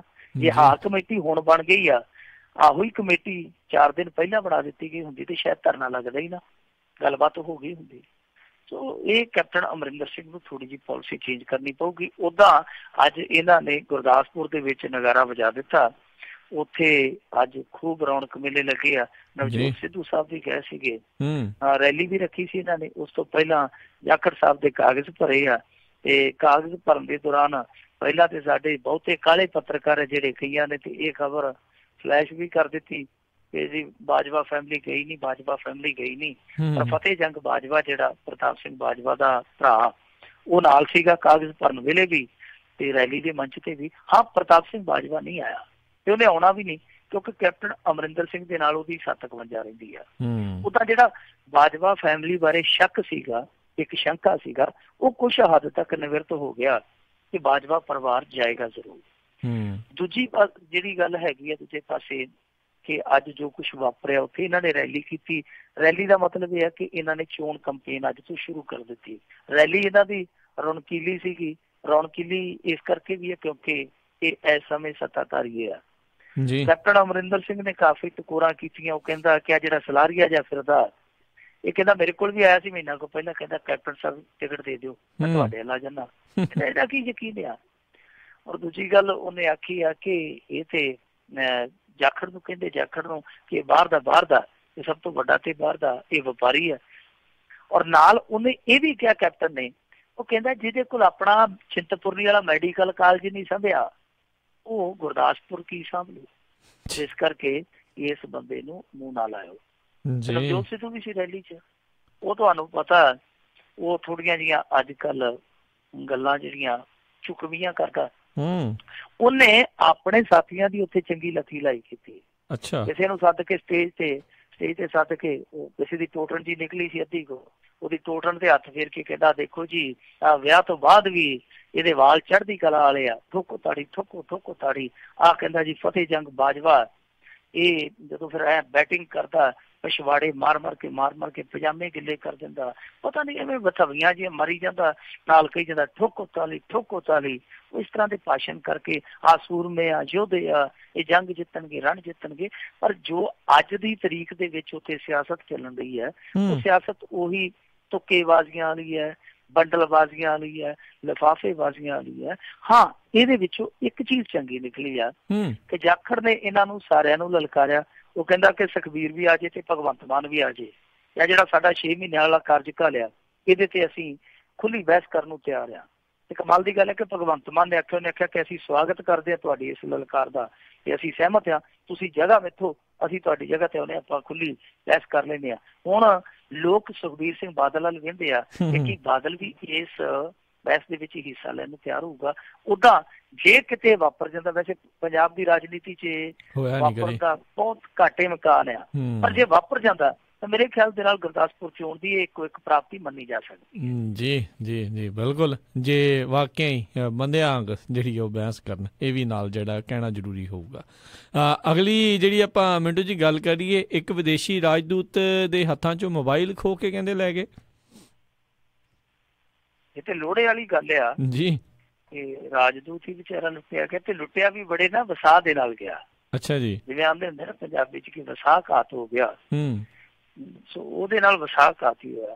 ਦਰਅਸਲ ਇਹ ਨਾ ਯੂਕਰੇਨੀ ਰਾਜਦੂਤ ਸੀਗਾ ਜੀ। ਇਹ ਰਾਜਦੂਤ ਇਗੋਰ ਉਲੀਖਾ ਦਾ ਨਾਮ ਆ। ਸਵੇਰੇ ਸੈਰ ਨੂੰ ਨਿਕਲਿਆ ਕਿ ਚਲੋ ਥੋੜਾ ਜਿਵੇਂ ਉਹ ਗੁਰਦਾਸ ਮਾਨ ਦਾ ਸੀ ਨਾ, ਥੋੜਾ ਹੱਸਣਾ ਜ਼ਰੂਰ ਚਾਹੀਦਾ, ਸੁਬਾਹ ਉੱਠ ਕੇ ਨੱਠਣਾ ਜ਼ਰੂਰ ਚਾਹੀਦਾ। ਤੇ ਇਹ ਸੁਬਾਹ ਉੱਠ ਕੇ ਨੱਠਦਾ ਫਿਰਦਾ ਸੀਗਾ, ਟਹਿਲਦਾ ਫਿਰਦਾ ਸੀਗਾ। ਸੈਰ ਦੇ ਦੌਰਾਨ ਕੁਛ ਨੌਜਵਾਨ ਆ ਗਏ ਤੇ ਉਹਨਾਂ ਨੇ ਹਾਈ ਹੈਲੋ ਕਰਕੇ, ਜਿਵੇਂ ਆਪਣੇ ਕਰਦੇ ਹੁੰਦੇ ਛੁੱਟੀ ਜਿਹੀ ਅੰਗਰੇਜ਼ੀ ਮਾਰ ਕੇ, ਹੈਲੋ ਸਰ ਹਾਊ ਯੂ, ਕਿਆ ਏਦਾਂ ਕਰਕੇ ਮੁੜ ਕੇ ਕਹਿੰਦੇ ਜੀ ਕਿ ਸਾਡੀ ਇੱਛਾ ਅਸੀਂ ਤੁਹਾਡੇ ਨਾਲ ਇੱਕ ਸੈਲਫੀ ਕਰਵਾਉਣੀ ਆ। ਤੇ ਉਹ ਰਾਜਦੂਤ ਵੀ ਥੋੜਾ ਚੌੜਾ ਹੋ ਗਿਆ ਕਿ ਆਪਣੀ ਚੰਗੀ ਕਦਰ ਹੈ ਇੱਥੇ ਬਈ ਮੁਲਕ ਦੇ ਵਿੱਚ, ਨੌਜਵਾਨ ਜਾਣਦੇ ਆ ਸਾਨੂੰ ਤੇ ਸੈਲਫੀ ਕਰਾਉਣ ਨੂੰ ਫਿਰਦੇ ਆ। ਉਹ ਦੱਸਦੇ ਆ ਕਿ ਜਦੋਂ ਰਾਜਦੂਤ ਸਾਹਿਬ ਐ ਛਾਤੀ ਚੌੜੀ ਕਰਕੇ ਵਾਲਾਂ ਨੂੰ ਹੱਥ ਮਾਰ ਕੇ ਸੈਲਫੀ ਕਰਨ ਲੱਗਿਆ, ਉਹ ਬਸ ਅੱਗੋਂ ਗੂਠਾ ਜਿਹਾ ਹੀ ਰਹਿ ਗਿਆ ਕੀਤਾ। ਉਹ ਜਿਹੜਾ ਹੱਥ 'ਚ ਮੋਬਾਈਲ ਸੀ, ਆਈਫੋਨ ਸੀ, ਉਹ ਫੜ ਕੇ ਖਿੱਚ ਕੇ ਤੇ ਭੱਜ ਗਏ ਜੀ। ਹੁਣ ਰਾਜਦੂਤ ਸਾਹਿਬ ਸਲੋ ਸੈਰ ਕਰਨ ਵਾਲਾ ਸੀਗਾ, ਪਰ ਉਹ ਥੋੜੀ ਜਿਹੀ ਕਾਲੀ ਪੈਰ ਸੈਰ ਕਰਨ ਵਾਲੇ ਸੀ। ਉਹ ਸੈਰ ਕਰਕੇ ਤੇ ਸਫਲ ਸੈਰ ਕਰਕੇ ਨਿਕਲ ਗਏ। ਰਾਜਦੂਤ ਵਿਚਾਰਾ ਹੱਥ ਮਲਦਾ ਰਹਿ ਗਿਆ। ਪਰ ਓਦਾਂ ਇਹ ਸਾਡੇ ਲਈ ਬਹੁਤ ਸ਼ਰਮਨਾਕ ਗੱਲ ਆ ਜੀ। ਸਾਡੇ ਇੱਥੇ ਇਹ ਸਿਸਟਮ ਆ ਕਿ ਜੇਕਰ ਇੱਕ ਜਥੇਦਾਰ ਨੇ ਵੀ ਆਉਣਾ ਹੋਵੇ ਕਿਸੇ ਪਿੰਡ 'ਚ ਤੇ ਉੱਤੇ ਸਰਕਾਰ ਉਹਨਾਂ ਦੀ ਹੋਵੇ, ਉਹ ਵੀ ਕਰਫਿਊ ਵਾਲਾ ਮਾਹੌਲ ਬਣਾ ਦਿੰਦਾ ਪਿੰਡ ਦੇ ਵਿੱਚ, ਕੋਈ ਚਿੜੀ ਨਹੀਂ ਚੁੱਕਦੀ। ਇੱਕ ਰਾਜਦੂਤ ਖੁੱਲੇ ਰੂਪ ਦੇ ਵਿੱਚ ਸੈਰ ਕਰਦਾ ਪਿਆ, ਕੋਈ ਗਨਮੈਨ ਨਹੀਂ, ਕੋਈ ਲੈਣਾ ਨਹੀਂ, ਕੋਈ ਦੇਣਾ ਨਹੀਂ। ਅੱਜ ਤੇ ਬਠਿੰਡੇ ਵੀ ਸੈਰ ਹੁੰਦੀ ਹੈ ਤੇ ਪਿੱਛੇ ਜੇ ਤੁਸੀਂ ਤਸਵੀਰਾਂ ਵੀ ਵੇਖੀਆਂ ਹੋਣੀਆਂ, ਬਠਿੰਡੇ ਦਾ SSP ਢਿੱਡੋ ਦਾ ਸੁੱਖ ਨਾਲ ਲੋਕਾਂ ਲੀਡਰ ਜਿਹੜਾ ਸੀਗਾ, ਉਹ ਸੈਰ ਲਈ ਨਿਕਲਦਾ ਸੀ। ਕਿਸੇ ਨੇ ਦੱਸ ਦਿੱਤਾ ਕਿ ਸਾਹਿਬ ਜੀ ਥੋੜਾ ਜਿਹਾ ਪੇਟ ਆਪਣਾ ਲਟਕਦਾ ਜ਼ਿਆਦਾ ਪਿਆ, ਇਹਨੂੰ ਘਟਾਉਣ ਦਾ ਯਤਨ ਕਰੋ। ਉਹਨੇ ਕਿਹਾ ਕੋਈ ਗੱਲ ਨਹੀਂ, ਆਪਾਂ ਸਾਈਕਲਿੰਗ ਸ਼ੁਰੂ ਕਰ ਦਿੰਦੇ ਹਾਂ। ਉਹਨੇ ਸਾਈਕਲਿੰਗ ਸ਼ੁਰੂ ਕੀਤੀ, ਨਾਲ 10-15 ਹੋਰ ਲੈ ਲੈਂਦਾ ਸੀ ਤੇ ਜਿਹੜੀ ਗਲੀ ਜਿਹਦੀ ਸੜਕ ਥਾਣੀ ਲੰਘਣਾ ਹੁੰਦਾ ਸੀ ਉਹ ਪਹਿਲਾਂ ਬਲੌਕ ਕਰ ਦਿੱਤੀ ਜਾਂਦੀ ਸੀ। ਇਹ ਪੁਲਸੀਆਂ ਦਾ ਕਾਫਲਾ ਲੰਘਣਾ ਜੀ ਸ਼ਹਿਰ। ਅਸੀਂ ਉਹਨਾਂ ਲੋਕਾਂ ਤੋਂ ਸੂਤ ਆਉਂਦੇ ਆ ਜਿਹੜੇ ਲੋਕ ਆਪ ਲੰਘਣ ਲਈ ਸਾਡਾ ਲਾਂਘਾ ਬੰਦ ਕਰ ਦਿੰਦੇ ਆ। ਅਸੀਂ VIP ਰੂਟ ਤੋਂ ਠੀਕ ਆਉਂਦੇ, ਕਿਉਂਕਿ ਉਹ ਸਾਡੀ ਭਾਵੇਂ ਐਂਬੂਲੈਂਸ ਵੀ ਹੋਵੇ ਉਹ ਵੀ ਕਹਿ ਦਿੰਦੇ ਕਿ ਇਸ ਗਲੀ 'ਚ ਨਹੀਂ ਲੰਘਣੀ, ਇਸ ਗਲੀ 'ਚੋਂ ਫਲਾਣਾ ਮੰਤਰੀ ਲੰਘਣਾ, ਤੇ ਮੰਤਰੀ ਭਾਵੇਂ ਜਹਾਜ਼ ਤਾਂ ਨਹੀਂ ਲੰਘ ਜਾਵੇ। ਸੋ ਜਿਹੜਾ ਇਹ ਰਾਜਦੂਤ ਵਿਚਾਰਾ ਬਿਨਾਂ ਗਨਮੈਨਾਂ ਤੋਂ ਖੁੱਲੇ ਰੂਪ 'ਚ ਤੁਰਿਆ ਫਿਰਦਾ ਸੀ, ਉਹਦੇ ਨਾਲ ਬਹੁਤ ਵੱਡਾ ਯਕੀਨ ਘਾਤ ਕੀਤਾ ਗਿਆ। ਇਹ ਸ਼ਰਮ ਵਾਲੀ ਗੱਲ ਹੈ, ਕੋਈ ਬਹਾਦਰੀ ਵਾਲੀ ਗੱਲ ਨਹੀਂ।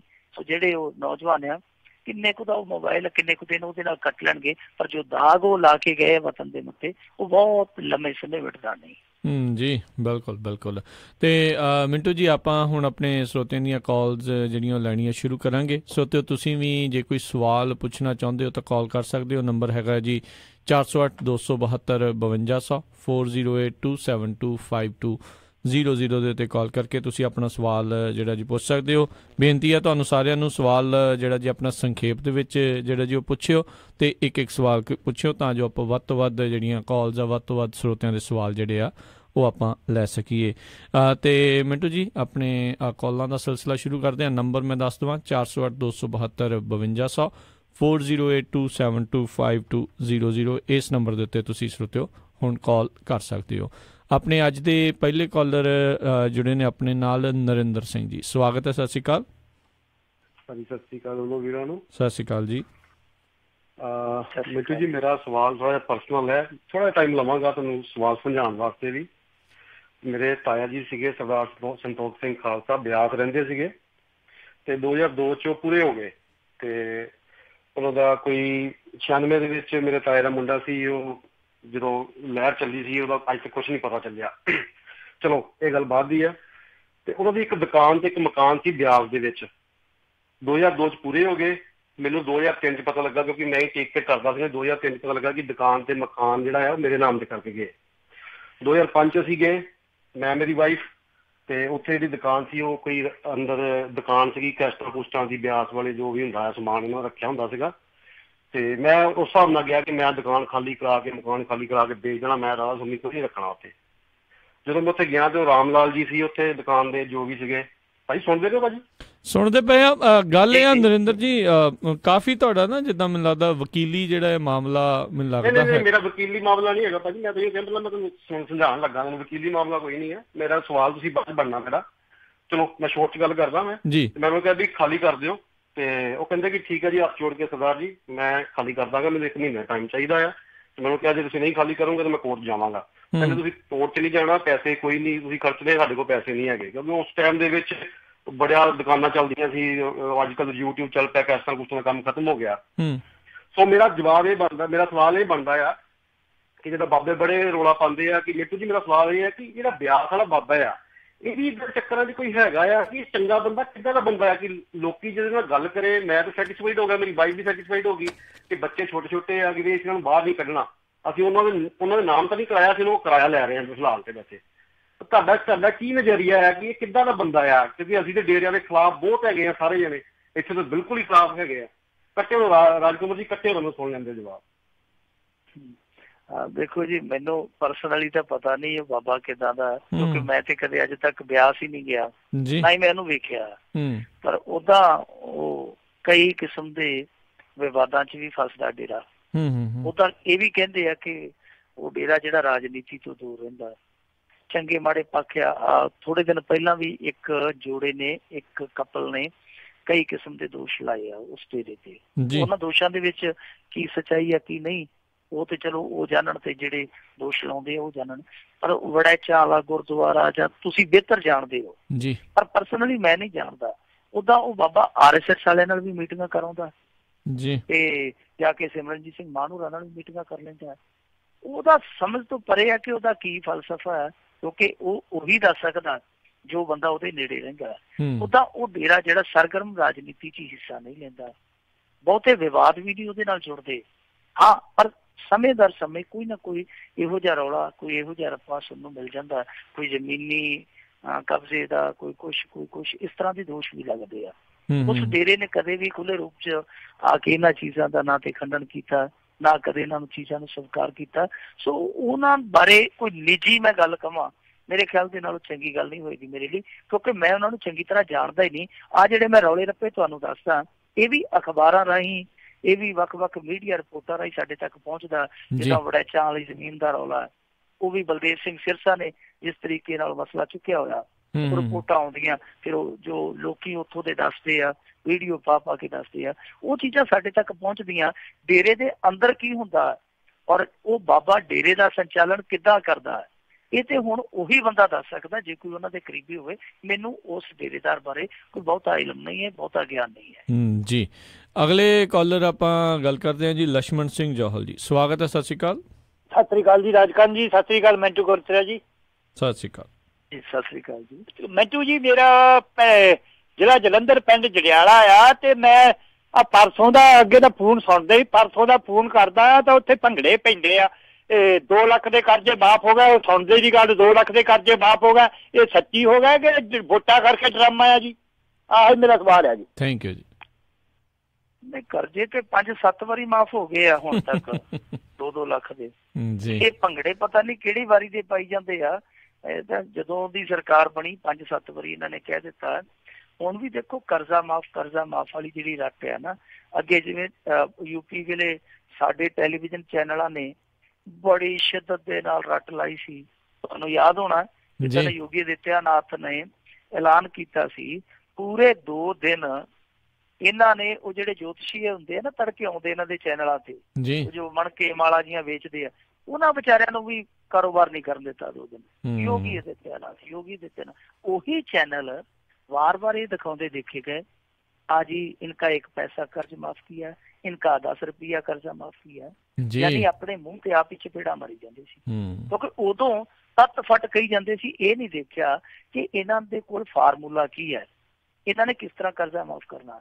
लोगों को गुमराह कर दिता, लोगों ने उम्मीद ला दी और लोगों ने बेचारियां ने 500-500 रुपया दे के पटवारी तो उत्थे लेखपाल कहंदे आ, वो लेखपाल तो अपने कागज कढ़ाए, डॉक्यूमेंट्स पूरे करवाए रिश्वत दे के, कर्जा कितना माफ होया, किसी का 10 रुपये, किसी के 5 रुपये। उदा जिहड़ा आप पंजाब दे विच होण दिया, इहदा भी हाले पेच ही है। ये कहंदे जी नोटिफिकेशन जारी करांगे, तो कहंदे जी हुण नहीं कर सकते क्योंकि चोण कमीशन ने कहता है कि कोड ऑफ कंडक्ट लगा, ते तुसीं गुरदासपुर छड्ड के दूजे च लागू कर दिओ, सारे पंजाब च लागू कर दिओ। हुण कहंदे जी नहीं, ये जिहड़ा कर्जे दा अमल आ वो असीं 1 अप्रैल तो करांगे। कर्जा माफ अज नहीं होया, माफ करना अज होना भी नहीं। वो कहते हैं कि कर्जा माफ बारे असीं नोटिफिकेशन जारी कर देंगे, नोटिफाइड कर देंगे, पर जिहड़ा अमल करांगे वो 1 अप्रैल 2018 तो करांगे। ये तुसीं आप ही अंदाजा ला लो कि 1 अप्रैल ते अप्रैल फूल भी हुंदा, किते अप्रैल फूल ही ना बन जे। तो कहते कि नोटिफिकेशन आज जारी कर दिंदे आ, अगले साल करांगे। आ जिहड़ा साल पै गया ਇਹਦੀ ਵਿਆਜ ਅਸੀਂ ਦੇ ਦਿਆਂਗੇ। ਜਿਨ੍ਹਾਂ ਦੇ ਕੋਲੋਂ ਮੂਲ ਇਕੱਠਾ ਨਹੀਂ ਹੋਣ ਡਿਆ ਹੈ, ਘਰ ਦਾਣੇ ਨਹੀਂ ਤੇ ਮਾਂ ਘਰਾਟਾ ਨੂੰ ਕਿਉਂ ਚੱਲੀ ਆ, ਉਹ ਹਾਲ ਹੋਇਆ ਪਿਆ ਕਿ ਕੋਲ ਇਹਨਾਂ ਦੇ ਕੱਖ ਨਹੀਂ। ਇਹ ਕਹਿੰਦੇ ਅਸੀਂ ਵਿਆਜ ਵੀ ਇਸ ਸਾਲ ਦੀ ਭਰ ਦੇਵਾਂਗੇ, ਚਲੋ ਇੰਤਜ਼ਾਰ ਕਰ ਲੈਣਾ ਚਾਹੀਦਾ, ਅਗਲੇ ਸਾਲ ਸ਼ਾਇਦ ਹੋ ਜਾਵੇ। ਪਰ ਜਿਹੜੇ ਭੰਗੜੇ ਪਾਈ ਜਾਂਦੇ ਆ ਉਹਨਾਂ ਨੂੰ ਪਾਈ ਜਾਣ ਦਿਓ, 2 ਪਲ ਦੀ ਖੁਸ਼ੀ ਹੈ ਜੇ ਉਹ ਮਨਾਉਂਦੇ ਆ। ਖੁਸ਼ੀ ਅੱਜ ਕੱਲ ਕਿੱਥੇ ਲੱਭਦੀ ਆ, ਇਸ ਬਹਾਨੇ ਉਹਨਾਂ ਨੂੰ ਲੱਭੀ ਆ, ਉਹਨਾਂ ਨੂੰ ਇੰਜੋਏ ਕਰਨ ਦੇ ਕੋਈ ਫਰਕ ਨਹੀਂ ਪੈਂਦਾ। ਜੀ ਪਰ ਬਾਅਦ ਦੇ ਵਿੱਚ ਮਿੰਟੂ ਜੀ ਉਹਨਾਂ ਨੇ ਕੰਧਾਂ 'ਚ ਫਿਰ ਮੱਥਾ ਮਾਰਨ ਵੀ ਜਾਣਾ ਹੈ ਨਾ, ਫਿਰ ਇਹ ਵੀ ਜਿਹੜੀ ਸਮੱਸਿਆ ਆ ਜਾਂਦੀ ਆ। ਤੇ ਆਪਾਂ ਮਿੰਟੂ ਜੀ ਇੱਕ ਛੋਟੀ ਜਿਹੀ ਬ੍ਰੇਕ ਲੈਣੀ ਆ। ਜਿਹੜੇ ਆਪਣੇ ਸਰੋਤੇ ਜੁੜੇ ਹੋਏ ਨੇ ਨਾਲ ਫੋਨਸ ਦੇ ਉੱਤੇ ਇੱਦਾਂ ਹੀ ਜੁੜੇ ਰਹੋ। ਬ੍ਰੇਕ ਤੋਂ ਬਾਅਦ 'ਚ ਆਪਾਂ ਹਾਜ਼ਰ ਹੁੰਦੇ ਹਾਂ ਤੇ ਤੁਹਾਡੀਆਂ ਜਿਹੜੇ ਜੁੜੇ ਹੋਏ ਸਰੋਤੇ ਉਹਨਾਂ ਦੀਆਂ ਆਪਾਂ ਕਾਲਸ ਇੱਦਾਂ ਹੀ ਲਈ ਚੱਲਾਂਗੇ। ਮਿਲਦੇ ਇੱਕ ਛੋਟੀ ਜਿਹੀ ਬ੍ਰੇਕ ਤੋਂ ਬਾਅਦ 'ਚ।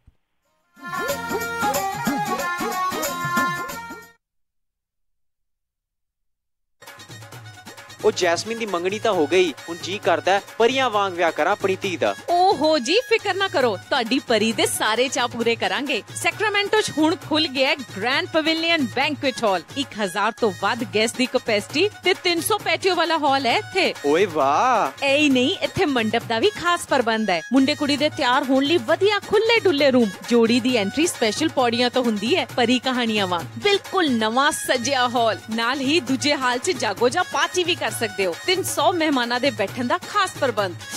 ਵਧੀਆ ਸਵਾਦ ਖਾਣਾ ਪੂਜਾ ਇੰਡੀਅਨ ਗ੍ਰਿਲ ਵੱਲੋਂ। ਤੇ ਪਾਰਕਿੰਗ? ਉਹਦੀ ਤਾਂ ਟੈਨਸ਼ਨ ਹੀ ਨਾ ਲਓ, ਵਧੀਆ ਖੁੱਲੀ ਡੁੱਲੀ ਪਾਰਕਿੰਗ। बस छेती कॉल करो ते आज ही बुक कराओ। Grand pavilion banquet hall 26 Macy court Sacramento. Phone 9167307822 9167307822। याद है ना? Grand pavilion banquet hall Sacramento.